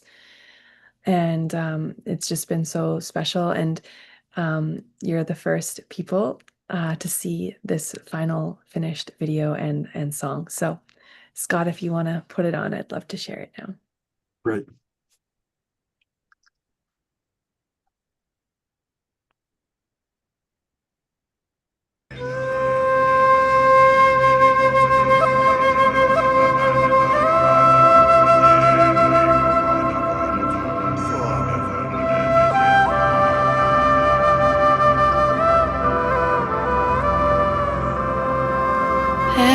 Everything is breathing in.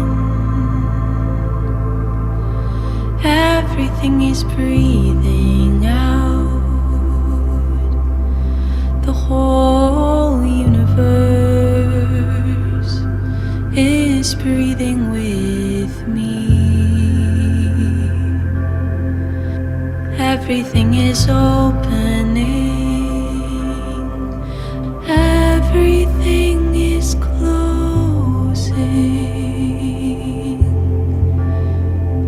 in this universe.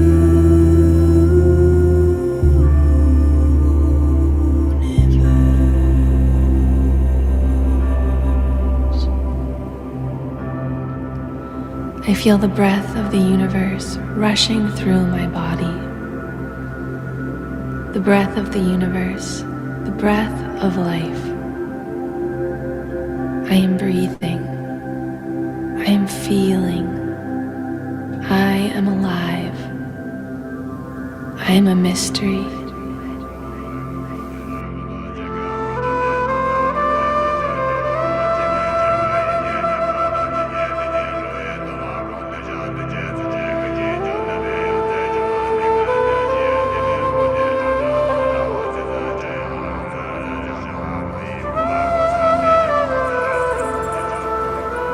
Everything is breathing in. Everything is breathing out.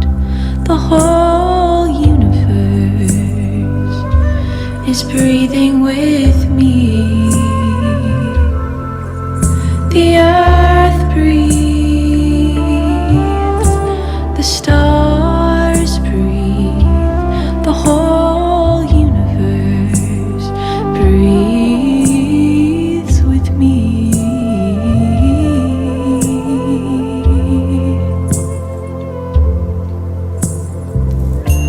The pulse of the universe is rushing through me.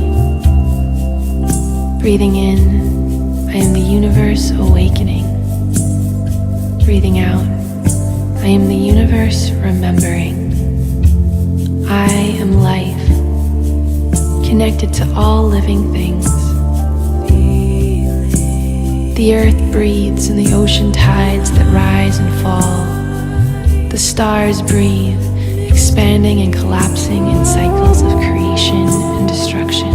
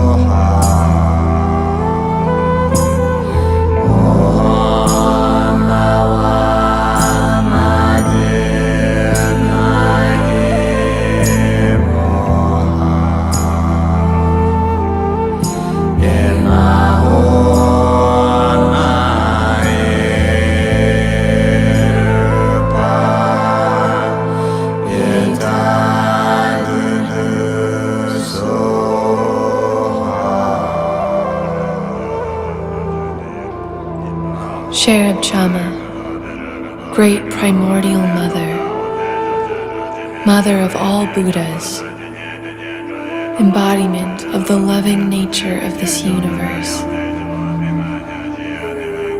Breathing in, I receive your love. Breathing out, I let go and release all things unto you. Great Mother, Life Giver, breathe me open to greater life.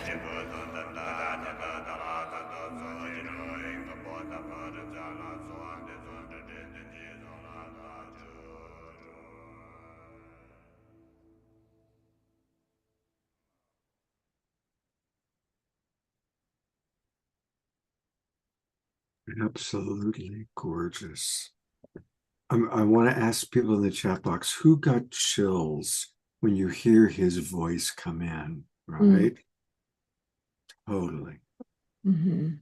I'm also reminded of another evolutionary leader that both Rev Deb and I love and adore, Jude Curvin, who presents that it was not the Big Bang, it was the big breath. Oh, And I love that. yeah, isn't that powerful? And your video is like goes right with that way of understanding. Mm, mm. I Yeah. thought I loved your work before this, but this is beyond, beyond, beyond. Just magnificent. Yeah, it's really, really special to share it with you guys, and I'm planning to release it this month.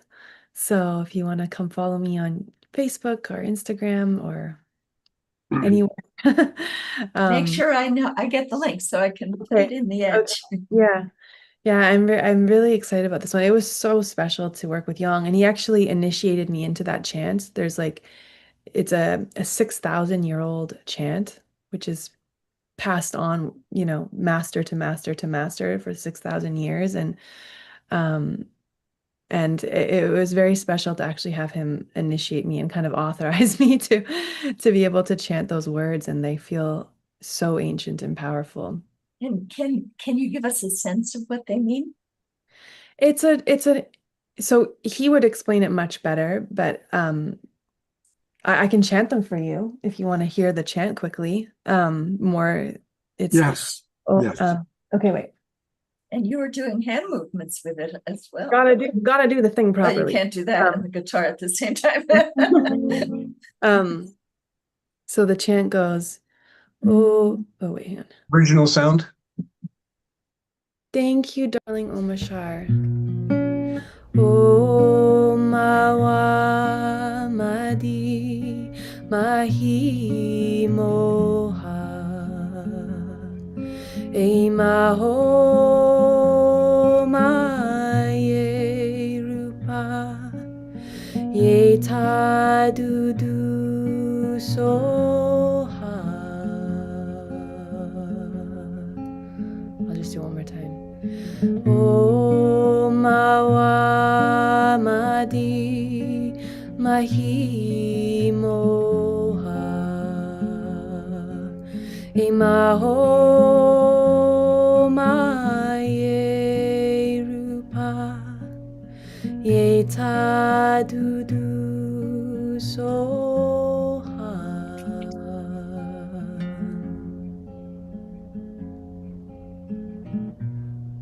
And you just feel the energy of the holy monks and other beings back through the millennia of chanting. Oh, that gives me Thank you. chills. Yeah, thank you. Yeah, and how I understand it is just it's a transmission of the loving compassion of the Great Mother. So, yeah. So I want to read some of the comments that have come in. Charles says, Diara, thank you. I'm sorry. Beverly Seitz says, very touching. Angel bumps throughout. Love, love, love to you, Tatiana. Diara writes, that was sacred. Eleanor Joy writes, this video is the epitome of that, the big breath. Omashar says, no words, Tatiana, thank you. Carol Craig writes, very soothing. Wow. Susan Bloomquist writes, using breath and sound, this video weaves unity and harmony for all to hear and relate. And we Ellen heard it Joy here writes, as a exquisite. premiere. Yes, you're the premiere. And we had Omashar's premiere this evening as well. Aren't we lucky? Just a couple more comments. Grace Denise writes, that was wonderful. Everything is so beautiful. And yes, chills. And finally, Ayara writes, dear Tatiana, thank you for sharing this beautiful, powerful song and chant. It is all so powerful. And remind everybody that you can find all things Tatiana on her website, and it's easy to remember because it's her name, TatianaSpeed.com. TatianaSpeed.com. You can find her music, all about the women's programs and courses she does, and lullabies for adults. This is the most amazing album. It is the perfect way for us to go to bed, everybody. It's actually not. It's turned out not to be the most sleep. It's because it's got songs like this and other songs. It's very much a journey, but it's very soothing. Well, It's a great title, even if it's not exact. I hope so, because now we have the album. We're like, there's a few songs on here that are definitely deeply relaxing, but some are cosmic and more like mind opening. So well, we'd like to go to sleep to the cosmics. So thank you. Oh, Lullaby to the Soul. Maybe that's what I should change the title to. I like that. That's actually not a bad idea, because I feel like it still has a soothing quality, but I don't know if it's like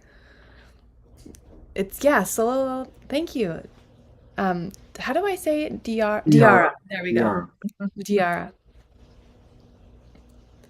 Well, there you have it. Maybe. Well, there I have it. Problem solved. There's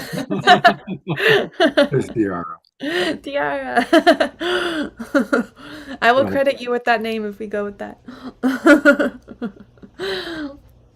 Thank you so much, Tatiana. Thank you always. Thank you, Diara, as always. Mm-hmm. And it's beautiful. Well, so Scott, some people have been asking about John Perkins and perhaps on a day of Judith. So I think it's time for some announcements so we can get to our amazing pre-records. You know what I'll do? We can go to John and I'll do the announcements in between John and on a day. I'll break it up a little. Oh, that's a good idea. So we're going to go with John Perkins first. I don't remember what you said when we recorded with John. Do you? I know. Did I introduce him in the video? I don't remember. But some of you may know him as the author of the seminal book Confessions of an Economic Hitman. And John had the most unusual journey, and I think I told you about this in the pre-record. So let's listen and find out. Okay, here we go.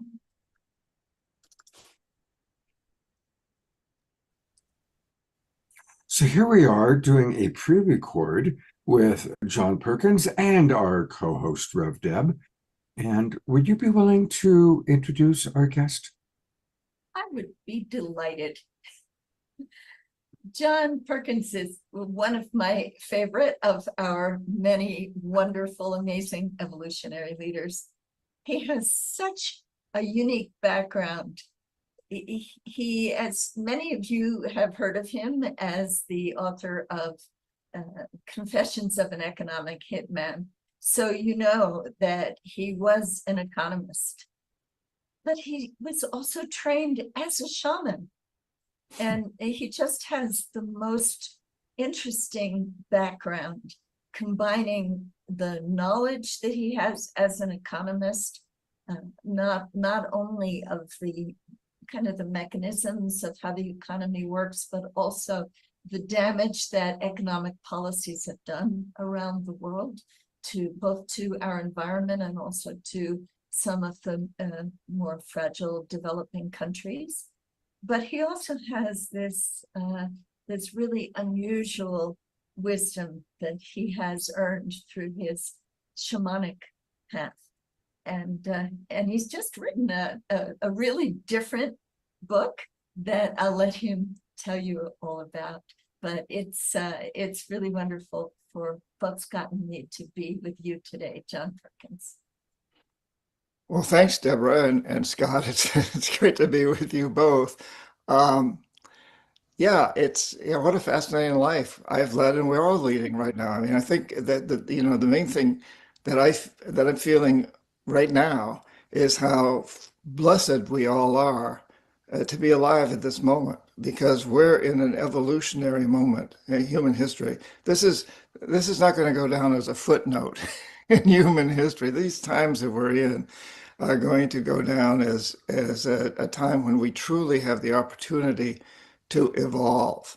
Now, we may not take that opportunity, but we have an incredible opportunity right now, and we're being pushed toward it by everything, by climate change, by politics, by the tremendous divisiveness, not only that is occurring in the United States, but that's occurring all over the world.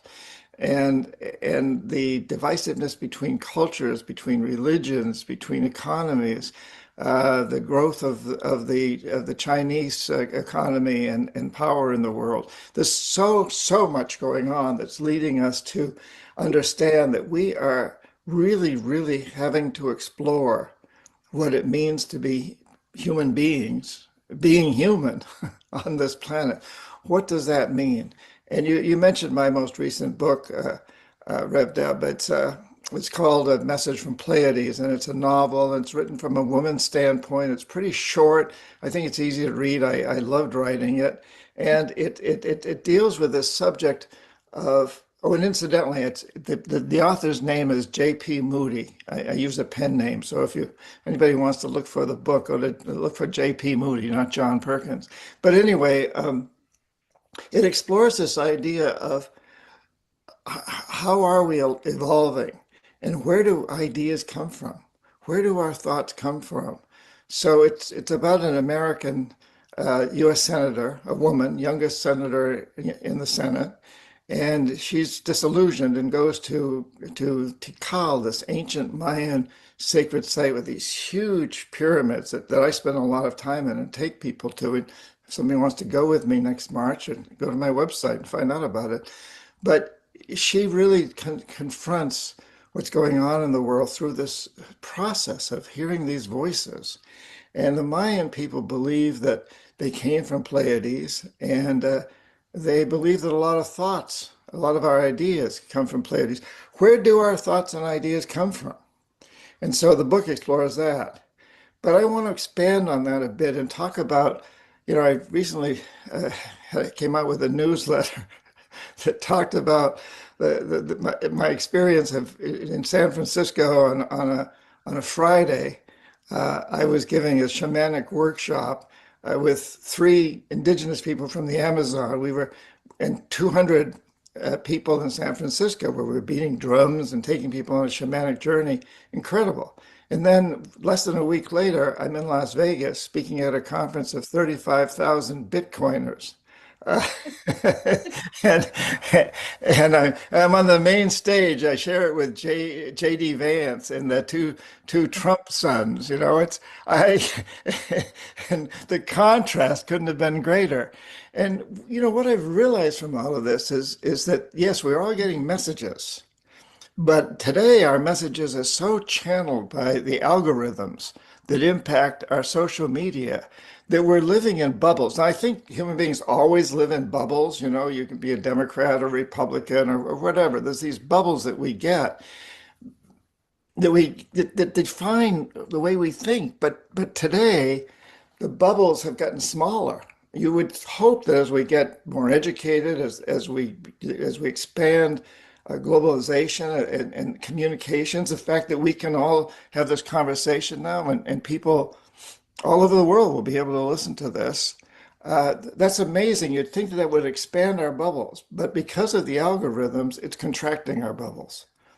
And that's scary and unfortunate. And we need to, I think, really need to guard against that to make sure that we don't get stuck in these bubbles. So people who have read my books on shamanism often say to me, suddenly somebody will say, raise their hand at one of these workshops I'm doing and say, hey, you're not that jerk that wrote those books on economics, are you? And then I'll go and speak at something about that was the other John Perkins. yeah. I go and speak at a corporate or an economic conference, or like the Bitcoin. And incidentally, I knew nothing about Bitcoin when they invited me to speak there. I told them that, and they said, well, that's okay. Just talk about the life and death economy and the need for transformation. And so, but I got an education while I was there. And people at the economic conferences will say, well, you're not that jerk that wrote those books on shamanism, are you? That woo-woo guy. And to me, there's a complete connection between these two seemingly diverse and genres that are seen to be at the opposite end of a spectrum. But in fact, it's the same thing that impacts both of them, and that's perception. You know, that our perceptions determine our actions, and our actions determine reality. So perceptions create reality. And shamanism knows that. And business knows that. Business is all about perception. You know, marketing. What's marketing? Politics is all about perception. Psychology is all about perception. Writing is all about perception. This program is all about perception. How do people perceive things? And that impacts reality. And so when you're at a world like we're in today, increasingly, I think, where we're all enclosed in different bubbles of perception, and those bubbles are bubbles of perception. And what I found, you know, is a very interesting aspect that at the Bitcoin conference, I discovered that one of the reasons a lot of Bitcoiners supported Trump is because Trump supported cryptocurrency, and Biden and his SEC chairman, Gary Gensler, were opposed. It seemed to be opposed. They kept trying to regulate it. So there was this bubble that, as a consequence, a lot of Democrats, a lot of what's called liberal thinkers were opposed to Bitcoin because they saw Bitcoin as a supporting Trump. It had nothing really to do with the knowledge of Bitcoin. I was in that category before I understood Bitcoin. I'm not saying I'm not a promoter of it today, but I do understand that it has a lot of benefits as well as a lot of things opposed to it. The opposite side of that is that the Bitcoiners and Republicans in general see climate change as a democratic issue, or let's say the right wing sees it as the left wing. So they won't do anything that seems to help promote climate change and alternative energy and regulations against fossil fuels, et cetera, because that's seen as contrary to their overall political view. I'm getting into too much detail here. Well, John, maybe you can give us some suggestions as to how we can bridge that perceptual divide in our own worlds. Well, yes, thank you. I think one thing is being very open to the fact that maybe the people you think are wrong are not wrong. They just have a different perception that they're coming from. They are creating through their perceptions a different reality. And that is truly their reality. And it is a reality. Yeah. Bitcoin is a reality. Climate change is a reality. These are true realities. But how we approach them is so dependent on our bubble, on the perceptions that we have. I was recently, just this morning, in fact, on a Zoom call with a friend who lives in Spain. He's British. He lives in Spain, and he was asking me, so what's going on with these demonstrations in New York at the United Nations, where people are lying down in the streets and demonstrating against Israel? And I'm like, when did this happen? Well, yesterday, he said.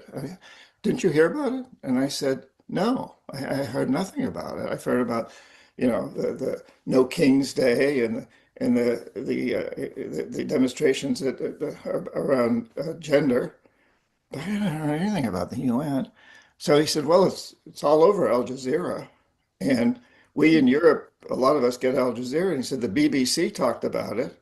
And I said, well, I was just listening to NPR this morning. I didn't hear anything about it. And I go online and I look and I see that when I ask for what's the most recent news about demonstrations in New York, CNN, NBC, the New York Times, they all have news about the, No King's Day and the gender demonstrations.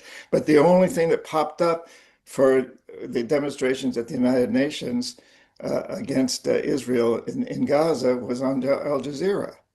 And it turns out that was a fairly small demonstration. Small demonstrations don't make the news in New York particularly, but they're making news in Europe and elsewhere.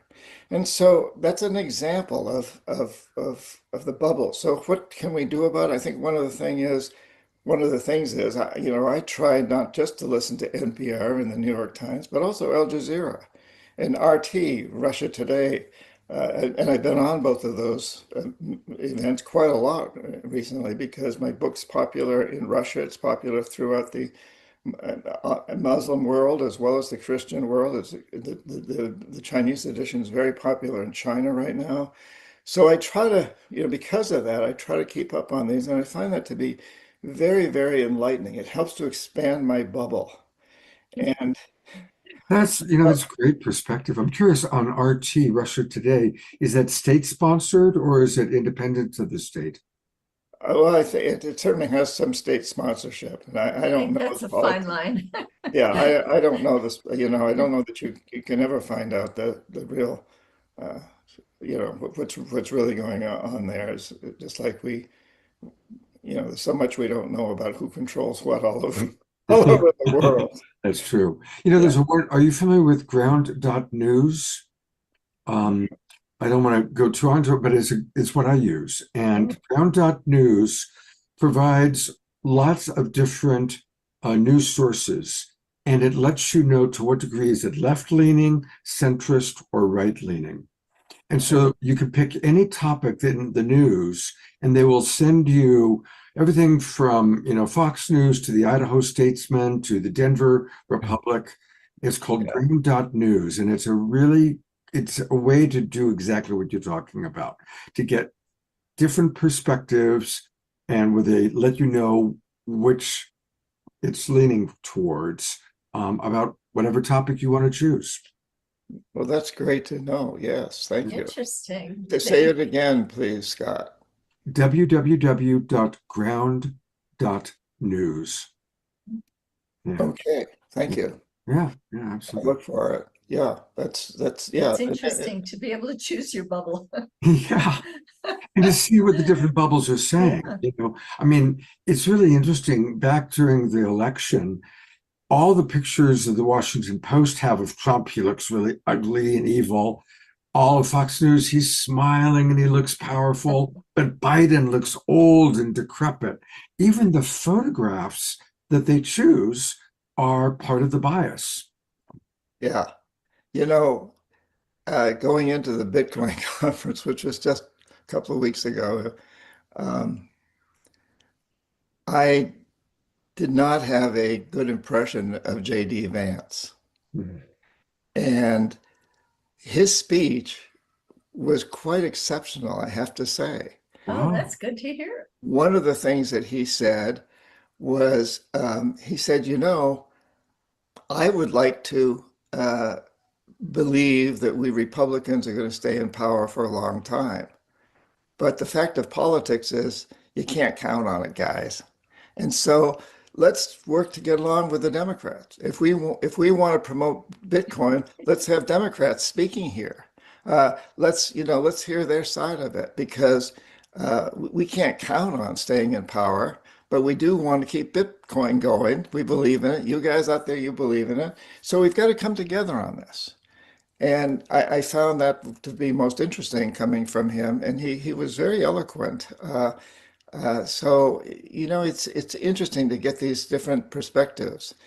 And another thing he said, so there was a lot of controversy around Bitcoin just being hoarded, that the only reason people buy it is to watch it grow in value. But there's a very strong movement within the Bitcoin community to make sure that Bitcoin is used to make the world better, to invest in solar energy and wind, because a lot of the Bitcoin mines use solar and wind. They build big solar and wind fields next to the mines. So that's a concept that they're working very hard on, and there's a lot of reasons behind that. But so another thing J.D. Vance said, he said, you Bitcoiners are, I'd call you digital pioneers, and you got to make sure you use your Bitcoins not to hoard, but to invest in make investments that will make us more prosperous as a people and as a nation. So he was, I read that to say, to make the world a better place. He was, in that particular case, he was focused on the United States, make the United States more prosperous. but it was a very different position than what I would have believed a couple of weeks earlier, or even a couple of days earlier, would have come out of this. We all have so much to learn about each other, you know. I think as I've spent most of my life traveling in many different countries and living in many different countries and writing about many different countries and cultures and societies, I can really say that I think most people are very good-hearted. We all want the same things, you know. We want good food and good air and good water and love for each other and our kids. But the problem is the leaders. And historically, we see that people who are narcissistic and somewhat sociopathic rise to the top, whether it's in corporations or government, because these people are so aggressive. And you know, Democrats want to say that about Republicans, but it's also true about Democrats. And the way that they do it is a little different between those two parties, perhaps, or between leaders around the world. If you're Putin, you rise to the top one way. If you're Trump, you do it a different way. If you're Xi Jinping in China, you do it still another way. But it's heading for the same thing, and that is power. That is power, and that is wanting to be successful. So one of the important things I think is for us to recognize that that is part of human history. We have a leadership issue here, and that is that it's the most aggressive, it's the alpha, primarily alpha males, but there are alpha females too, who rise to the top, and they tend to be narcissistic sociopaths because that's how you get there. So if we can recognize that, and I don't know how to change that, but I do know how to that we can change our perception of success. And so right now in this country and most of the world, success is defined by how much money you have or make, and that's the people who make the cover of Fortune magazine, and they tend to make the Times Person of the Year, not necessarily because they're making more money, but because they've risen to the top of something. And usually they've risen to the top of something. It also includes making more money, or even may not, but at that point, the definition of success is power. So power and money are how we define success. And it's around money. The idea that, you know, I talk about the death economy that we're creating that's based on a goal of maximizing short-term materialistic consumption and short-term profits for corporations. That's the life economy that's consuming and polluting itself into extinction. The contrary to that is a life economy that's based on maximizing long-term benefits for all life. And it's investing in wind and solar and other technologies that clean up pollution, that harnessing, corralling and harnessing all the plastic that's in the ocean. And, you know, we all know I think we know what a life economy would look like. It's really focusing on long-term benefits for all life. If we can make that as the perception of success, that those who contribute to improving long-term benefits, to making this world a place that all of our children and grandchildren will want to inherit, if we can define that as success, then the narcissists and the sociopaths are going to buy into it, because they're not about making money, but they are about being successful. And so if we define success as making money, that's it. We do the same thing in sports. You know, who are the people you read about in sports? It's usually that they may be the ones that make the most goals or most touchdowns, but it's the ones who make the most money. So we hear that, you know, oh my God, this guy just signed a contract that broke all the other records. But so we define success in terms of money and power that's used to create money and to help your friends get money. We can turn that around and have the perception of success where we've got on the next Fortune magazine, we've got Scott on the cover. And on the next Person of the Year, we've got Deborah. as a person of the year. You know, when we can move into that direction, when we can change the perception and show that what we all really want to achieve, what we want to strive for, what we want our kids to go to school to learn to be about, is making the world better for all life, benefiting all life in the long term, then we redefine success to be facilitating a life economy. And while we are not going to do away with narcissism, and we're not going to do with sociopaths, I don't think, and those are the people who are going to rise to the top, what we can do is create a world where they will be striving to make it better for all of our children and grandchildren. Wonderful vision, John. Thank you so much. Yeah, John, that was brilliant. That was It brilliant. was a mouthful, I'm afraid. But it It's all okay. It goes was a back. mouthful we wanted to hear. It all Very goes back. inspiring. It all goes back to perceptions mold reality or create reality. There's that step in between, which is action. So perceptions get us to take certain actions, and those actions then create reality.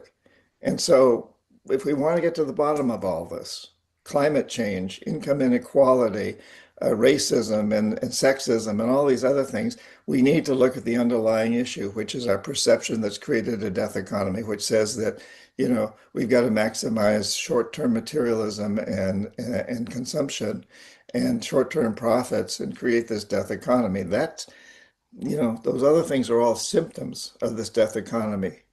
And so let's really address that issue. John, thank you so much for this little homeopathic dose of your medicine. And we want to let people know how they can get more John Perkins. It's easy. It's his name, johnperkins.org. Notice that it's .org. And, you know, he talked about his new book, Message from the Pleiades, and our very own Rev Deb. You can find it right there. You can watch the little video, but Rev Deb just read it. So, Rev Deb, can you give us a little bit of your experience of this new book? Well, if you're looking for a charming, engaging story, this is the John Perkins or J.P. Moody book to read. And it's a beautiful introduction to John's work because it does speak from the heart about the life economy. And if you want more detail about this concept of moving away from the death economy toward the life economy, then I would recommend you go to John's previous books where he will explain in great detail what that is all about and also tell about his personal experiences from his extraordinarily rich life and background. So yes, Message from the Pleiades is a good place to start. You can just download it, and it's a quick read. It's very engaging. You'll want to keep coming back to it, and then look at all of these other books that he has written from his quite unusual path. And all of this is why we're so delighted to have John with us today on the Awakening World. So thank you so much, John, for being with us. Thank you for saying all that, Deborah, promoting the books. And it's wonderful to be with you, Scott, and Deborah once again. It's wonderful. It's always a great pleasure. Thank you. What a fascinating guy. You know, and watching it again, because I hadn't seen it since we recorded it, we really covered quite a bit. You know, it was a wide spectrum, but you know, most of all, I want to take away just his suggestion that we open ourselves to other ways of thinking, and that we open our minds and don't just immediately dismiss people as being Republicans or Democrats or jerks or fools, but what is it they believe and why? And for us to be open to diverse perspectives. It's also really helpful to think in terms of the life economy. I find that phrase very useful when I am trying to envision the world that we all want to co-create, especially when we're feeling stuck. What is it that we really want? And I think that says it. The life economy. People are wanting us to be on the covers of those magazines. All right, that's a vision you can hold for hold it for Rev Deb first. Well, I think one of the hallmarks of New Paradigm service is that it's not about that. We're here to do what we're doing, what we're called to do, every one of us. And it doesn't require that kind of recognition in order to matter. We can all make a difference wherever we are. But it was a sweet thought. And everybody who's watching this right now is playing a role.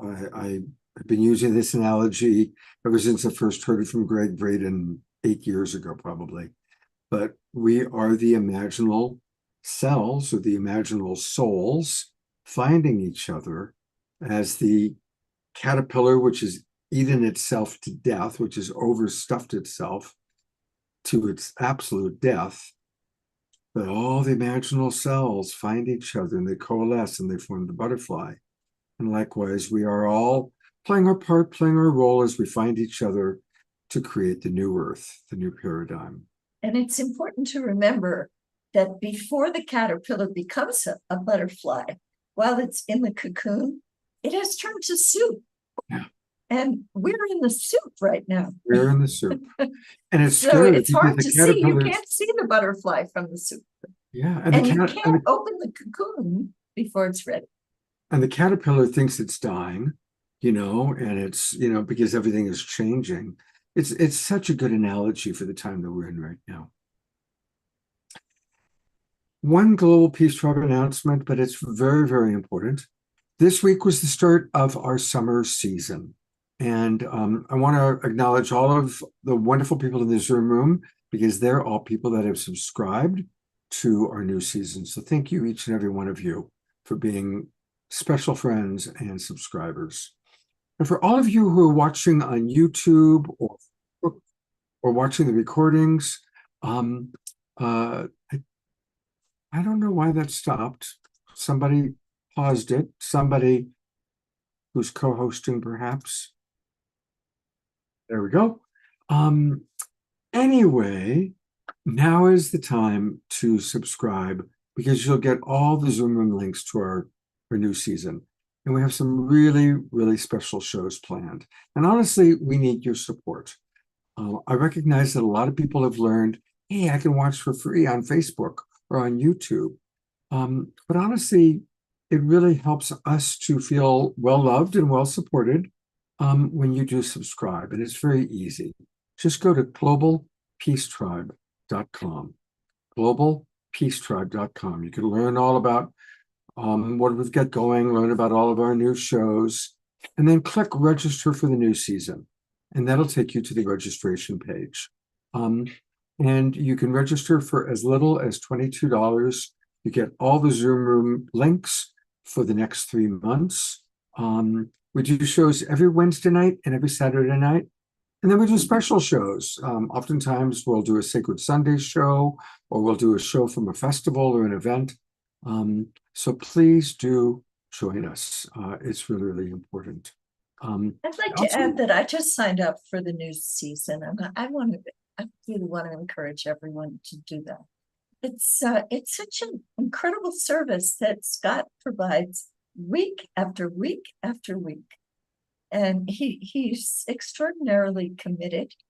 And this is something special. And I remember seeing in the chat earlier in the evening how much this program means to so many who listen on a weekly basis. It does nourish our souls. And we're so grateful to you, Scott Thomas. Thank you. Thank you. And thank you for registering. I saw that and I was like, oh, Rev Deb subscribe. It really meant a lot to me. I don't want to take you for granted. Thank you. You're a very special human being, Scott. I did slightly fib. I actually have 2 more quick announcements that I want to make sure that I cover. Desiree is become a wonderful, wonderful new part of our Awakening World show. And she is the shamanic shapeshifter, and she provides events, classes, and she's a wonderful, wonderful person to work with if you're looking for Reiki, healing. She's very special. And you can learn all about her services by going to Desiree Pittman. That's Desire, like desire, Pittman.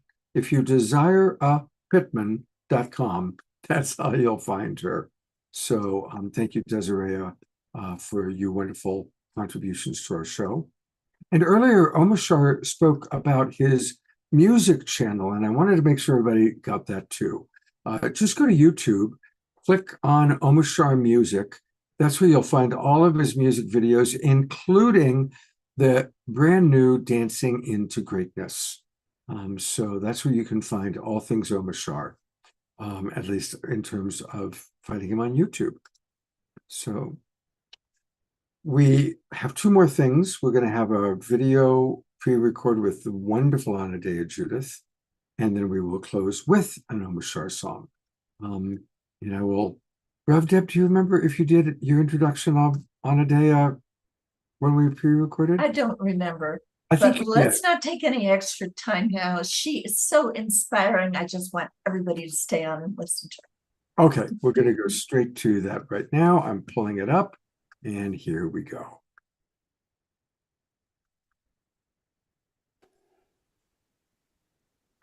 So we're here about to do a pre-record with our beloved Anadea Judith, and of course, Rev Deb, who will introduce her.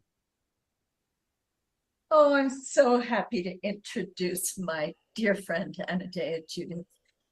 She's such a shining light among our evolutionary leaders. And I'm really looking forward to hearing what she has to say this evening. You are probably already familiar with her work because, get this, she has over 1 million books in print and in 25 languages. So she is known, obviously, all over the world. And you may know her for her writing about the chakras, many books about the chakras. And she's written a recent book called Goddess that at least half of you will relate to. Well, actually, that book was for men as well. Got to get them to pick it up, though. That's the tricky part. So we're going to encourage all of you males out there to read Goddess and understand how to balance your energy, so that you will be helping with the evolution of human consciousness if you read the book and do that. So that's the book Goddess, and I know she has another book that she would like to talk about with us. And I love the title of this book. I can't wait to get this book. It's called The Global Heart Awakens. And here we are on the awakening world. So there is nothing that all of us would like better than to see the global heart awaken and to learn how we each can do our part in helping that to happen. So I give you Anadea Judith. Thank you, Rev Deb, and thank you, Scott. Always an honor to be among you and among your wonderful listeners in the awakening world. Yeah, I think this world is trying to awaken a heart chakra paradigm. And, you know, the title, The Global Heart Awakens, I like the subtitle, but it was too long for a title.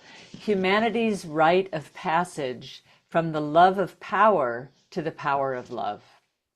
And as I did my work with the chakras, my book, Eastern Body, Western Mind, looked at the psychology of the chakras, and I mapped the chakra system onto developmental stages of childhood. Right, so first chakra was our infancy, and then we went up through, you know, coming to school and being socialized and all that. But when I did that, I saw that those stages actually mapped onto history as well, and that humanity had an infancy, and we had a teeming toddlerhood, and we had our sibling rivalry. And in my view of that, as I studied history, I saw that we were in our adolescence right now. And, Dwayne Elgin talks about this a lot, and he goes all over the world asking people, what stage are we in? And so many of them say adolescence. And there's so many parallels to that. We've just burgeoned in our population while an adolescent goes through huge growth.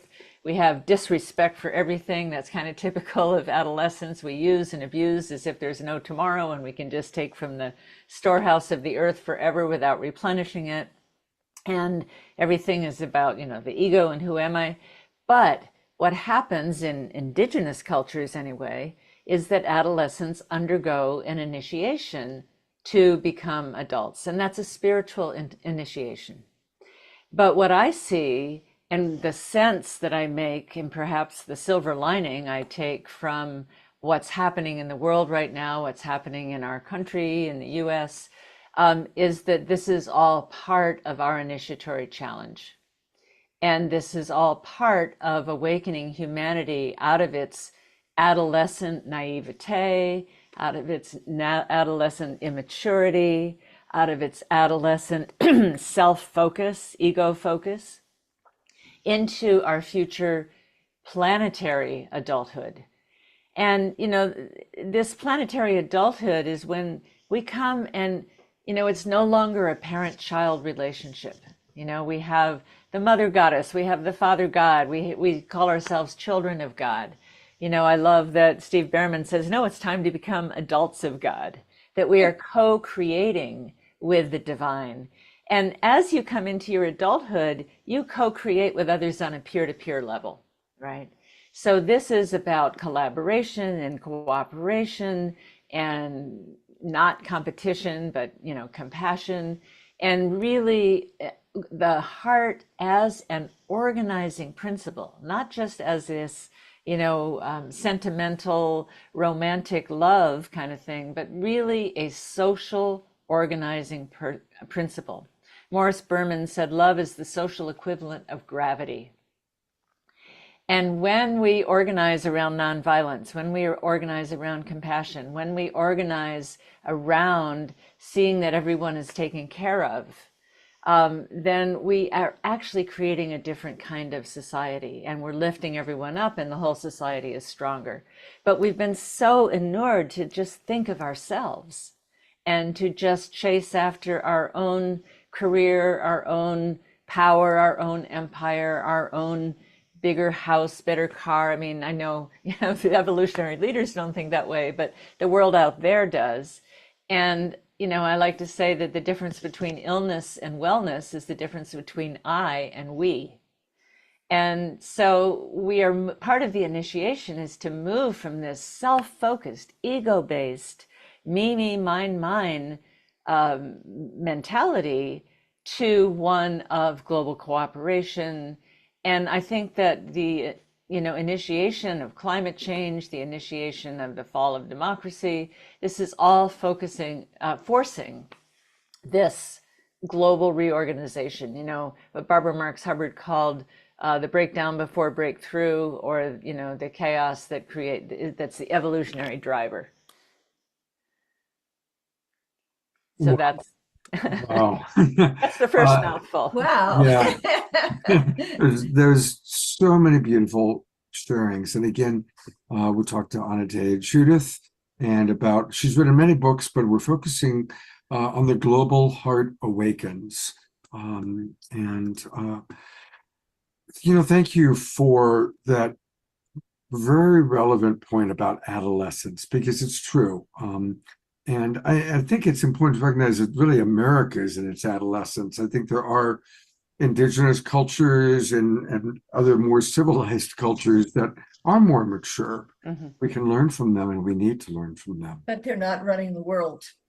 But they're not running the world. And we have adolescent tyrants running the world, especially in this country, and that's feeding adolescent ego. That's all over the world. Yeah. That is all over the world, because that is what rises to the top. Mm-hmm. Is these big egos with big personal agendas. So here we are, Anadea, all of us here on the Awakening World, hoping that we can each play our part to open the global heart. And where would you point us, and what would you suggest that we do? Well, I think that the heart chakra, as I understand it from a chakra point of view, is about balance. It's about balance between heaven and earth. So it's not all about leaving this planet and going up to some afterworld heaven. It's about taking care of the planet and bringing heaven down to earth. It is about the balance between masculine and feminine and a partnership in the heart between masculine and feminine, neither one of them dominating. And what I argue in the book about that is that this is actually the first time in history we have been able to approach masculine and feminine being in equal partnership. We're a long way from having that still. But, you know, we started off with the mother goddess where the masculine was the sun, S-O-N. And then the son grew up and then overthrew the mother. And then, you know, in the patriarchal religions, the god is father, and the status of women is reduced to that of a daughter, you know, not an equal. And so now the son has been growing up, the daughter's been growing up, we're now ready. And this is what happens at adolescence, you know, the male and female, or however you define yourself, start to look at each other in a different way. You know, instead of the girls just playing with their dolls as children, you know, they come up and they start to interface with the opposite gender or whatever they choose, but into having adult relationships. So part of that is the balancing of the masculine and feminine. And I've done a lot of work in my life on that with the Goddess book and working with the Founding Mothers movement and, you know, trying to bring the goddess back. But that alone isn't going to do it. And it's also just, you know, we have a top-down organizing principle, which is somebody on the top. And, you know, regardless, and I probably have to avoid getting too political here, but our political system in the US and in most countries is a hierarchical top-down. One person can get in there, fire everybody else they don't want from their cabinet and put their own people in, and they change everything from the top down. And if that person is flawed, then the whole system is flawed. And that is a top-down organizing principle. A heart chakra organizing principle is more peer-to-peer, more egalitarian, more democratic. It's more difficult in some ways. It's messier in some ways. You know, it's easy with a dictator that just says, this is how it goes and everybody behave, but it doesn't harvest the intelligence of all the people. And it doesn't empower people to take part in the co-creative venture of creating a new world. What I think is happening is that the shift of intelligence is coming down to the people. It used to be, you know, 400 years ago, hardly anybody knew how to read and write. You know, in the 1600s, only 25% of the people could write their name. And that was more men, you know. So And that was just in Western Europe, probably, that statistic. Exactly, exactly. So, you know, the education and the amount of information at our disposal and the ability to connect with each other, you know, look at the Zoom calls all over the world, and it's an organizing principle. We didn't have that before. The tools were only in the hands of the elite. Now the tools of connection and collaboration and organization are in the hands of the common people. They're in our hands as a people. And so it's going to fall to us to reorganize. And that organization has to be based on love, has to be based on respect for each other, has to be based on respect for diversity and inclusion and equity and balance between the genders and balance between the races and understanding this plurality of our culture. And it's so interesting to me, you know, when I wrote that book, I did not see coming what is going on right now in our country. I didn't see that coming. I don't think any of us did. But as I watch it and pull my hair out and try to make sense of it, it is everything that this paradigm that I'm talking about, the heart chakra paradigm, everything that it's not. And so what it's doing is creating a backlash of what we want it to be. Carl Jung talked about something he called enantiodromia, which is when something gets very extremely one-sided, it's about to turn to its opposite. And he saw this in the psyche. And so never in my life have I seen things so one-sided. so lopsided, so, you know, moving all the money to the rich and you know, the white masculine power over.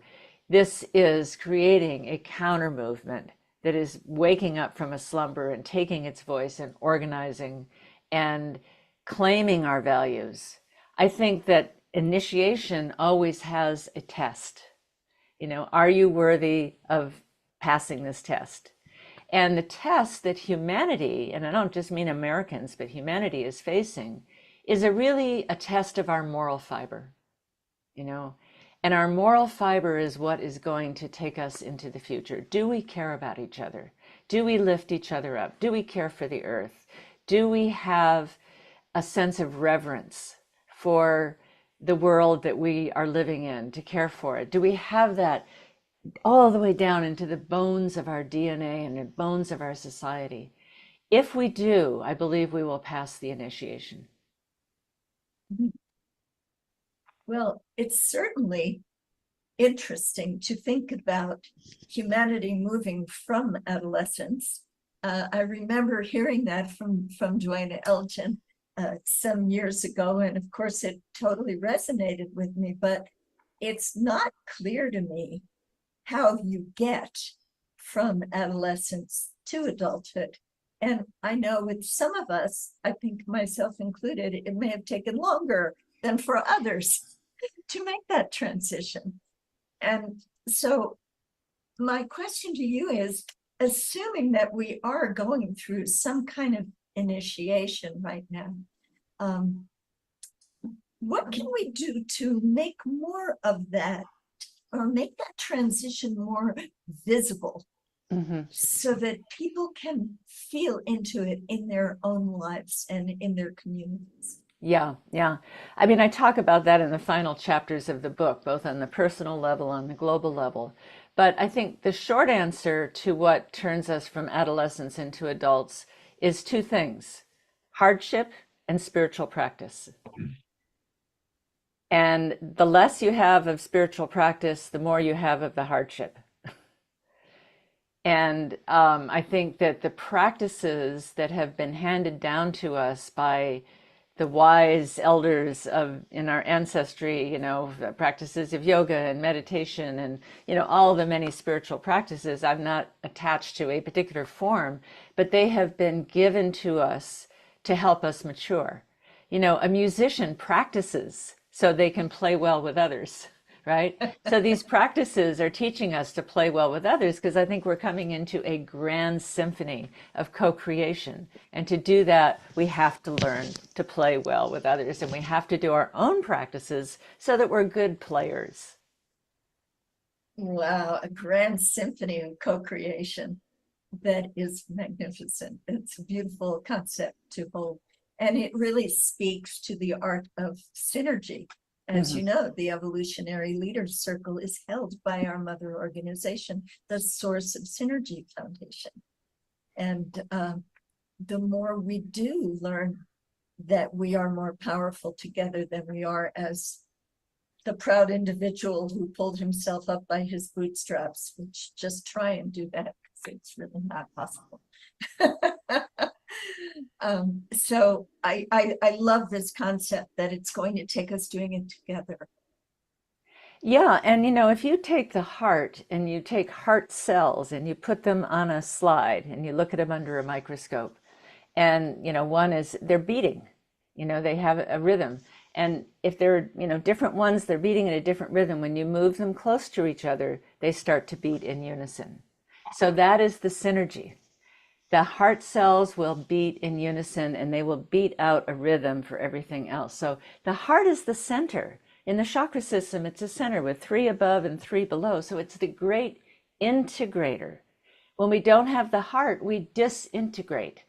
We fall apart. We unintegrate. But the integration is the bringing things together. And what is the glue, the attractive force of integration? It's love. We all know this. And so the other part is, how can we practice more love? Whether it is as simple as taking time to look into the eyes of the person that's packing your groceries at the grocery store and say, how's your day going? You know, I hope everybody's nice to you today, cracking a joke, making them laugh, seeing them as a human being, just smiling at people on the street, or acts of love and devotion. You know, I mean, both of you have made your lives acts of love and devotion. Scott is a love coach. Yes, you are. Oh, thank you so much. This is just a little homeopathic dose of the extraordinary world of Anodea Judith. And I do want to let people know where you can get much more. Her website is her name, Anodea, Anodea, Judith.com. And oh my, there's so much here. She's a best-selling book, best-selling author, and we of course really want to emphasize The Global Heart Awakens, but look at all the books that she's written, involved in. I mean, it's extraordinary. I think, Wheels of Life, I can remember, I won't age either of us, with how long ago I had Wheels of Life on my bookshelf. It's really like the Bible of chakra understanding, and just how incredibly prolific you have been. Here's Global Heart Awakens. Now, for all of you watching on Facebook and YouTube, you can buy it on Amazon. But for those of you in our Zoom room, we're going to put a special link into the chat box where you can get it. You should put my email. They should email me directly, because I'm not sure. I had let my assistant go, and that might go to her old email. So my email, anadeaj@gmail.com, and I'll deal with them directly, and you can get it at a discount from me. That is so sweet of you. Thank you so How much. generous to allow your email address to go public. Well, and to now. be so generous with the amazing work that you do writing all these books. We're already over, but I have a quick question. We did the original premiere of the Founding Mothers Movement on this show, and people have been asking what's happening with the Founding Mothers Movement. Can you give us a quick headline? Yeah, you were taking a breath. We've been going really gangbusters until really just a couple weeks ago, when we were, looking at the state of the world and saying, we've got to reconfigure for what's going on in this country and figure out what is the best way to address it. So we're actually stepping back and taking a breath. But we are having our 1-year anniversary Congress meeting this coming Saturday, July 5th, the same day as this broadcast that you're doing, because we started in July 5th officially, opening with the first Women's Congress, and we've held 12 since then. And the Congresses may go quarterly now, and we're just trying to figure out how best to serve. Yeah.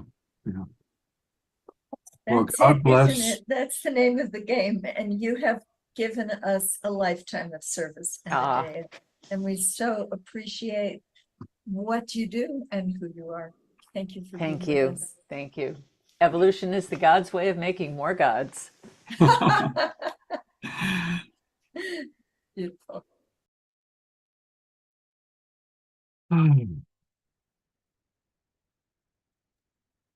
That is one special lady, huh? I am just blown away with how prolific she is.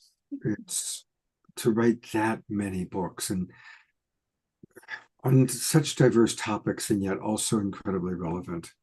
A lot of, I'm not going to read them all, but I want to acknowledge everybody who put a lot in the chat box. Yeah, she is absolutely. We should put into the chat box. Did anybody write down her email address? I put it in. Oh, you put it in. Great. Thank you very much. Thank you. I can't, if I do anything on the computer while it's playing, it runs the risk of stopping the video. So that's why I can't do much on the chat box when it's playing. Well, what a program tonight.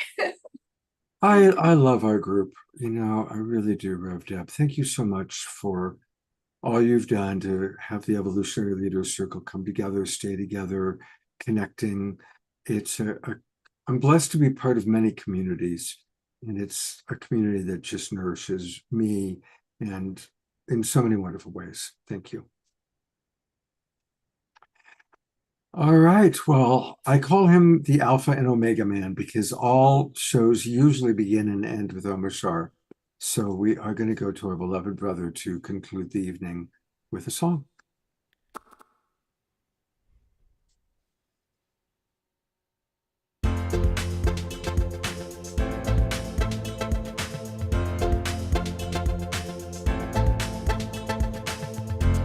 Whatever happened to the ones that came before?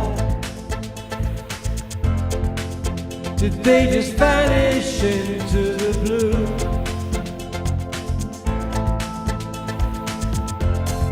Maybe they're living the dream we know to be true, and reaching their hands back out of the blue. My heart is so ready to embrace all that's new. I feel the love calling for me to break on through. With peace on my mind, I know that I'm coming to the new way of life that feels so true.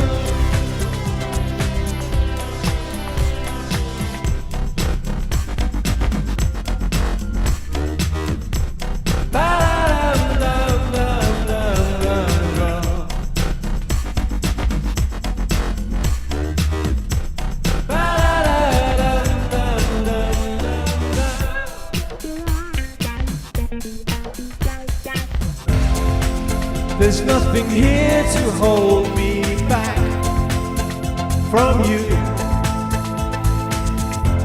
The clouds of my life have blown away. My lightness of being lifts me every day. I find myself feeling not so blue.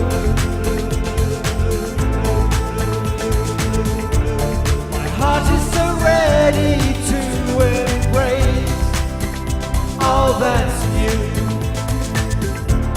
I feel the love calling for me to break on through.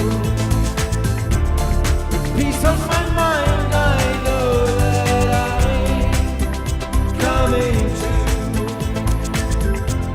the new way of life that feels so true.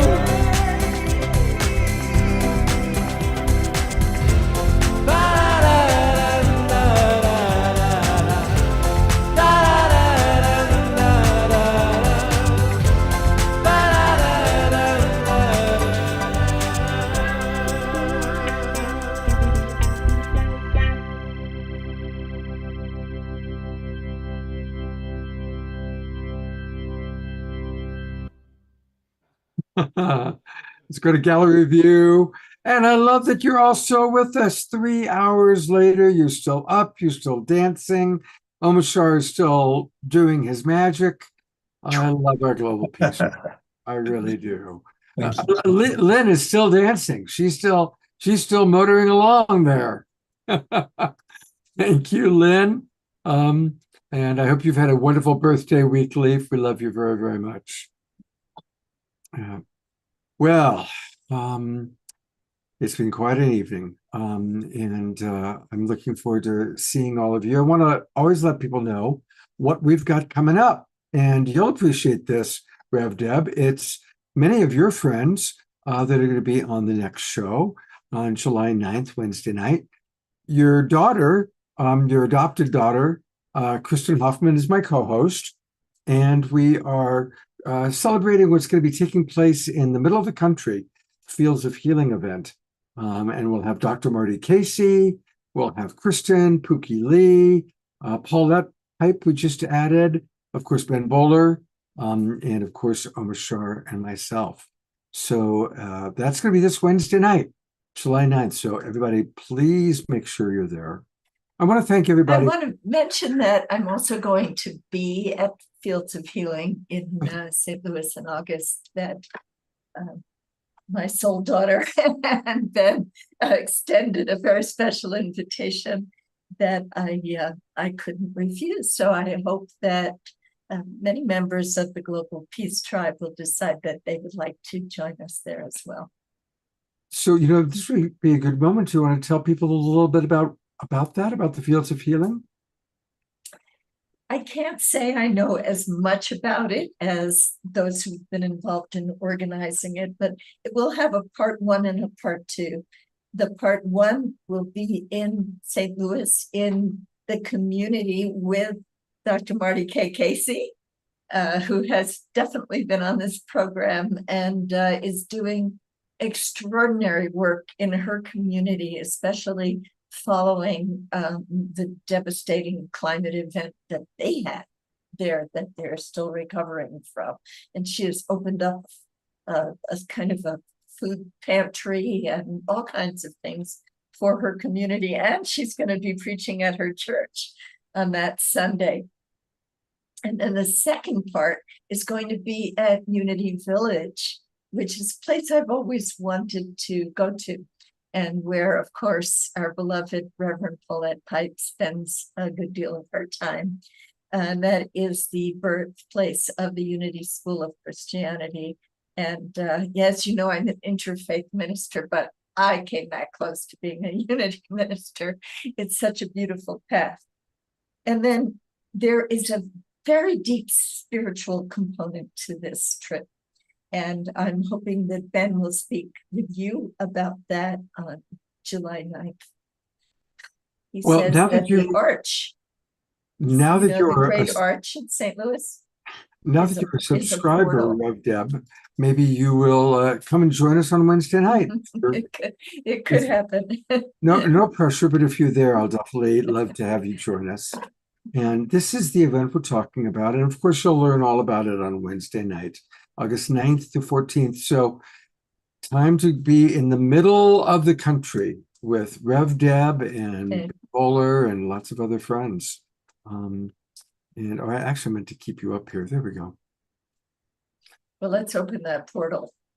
Absolutely. And certainly use that in the heart of the United States at this tender time. Absolutely. And that's what it's all about. Before we go tonight, let's just keep the people in Texas who are waiting to hear the fate of their children in our hearts. I felt your tears, Rev Deb, when you were saying the prayer for them. And it's true. Some of the photographs I've seen of mothers desperately wondering if their daughter is surviving. It is very, very, very scary. Maximum grace for our world. And we give thanks to the masters behind, all the other masters and ancestors guiding us. And we give thanks to Rev Deb and all of our evolutionary leaders that are with us. I see Trudy and Steve are still with us, so I'm going to bring them up. And of course, our beloved Omashar and Desiree and Diara. This is like our team that makes things happen. So thank you to all of you. And also thanks to our other presenters, John Perkins, Anadea Judith, Tatiana Speed, Scarlett. And Jeff Vanderklut. Exactly. What a group, what a team, what a show. And it's time for dinner. Or bed, depending on where you are. Dinner and then bed on my end. Well, a walk for my dog. She needs to go outside. Take care, everybody. I love you all so much, and I'll see you hopefully on Wednesday night. And remember, Sebastopol with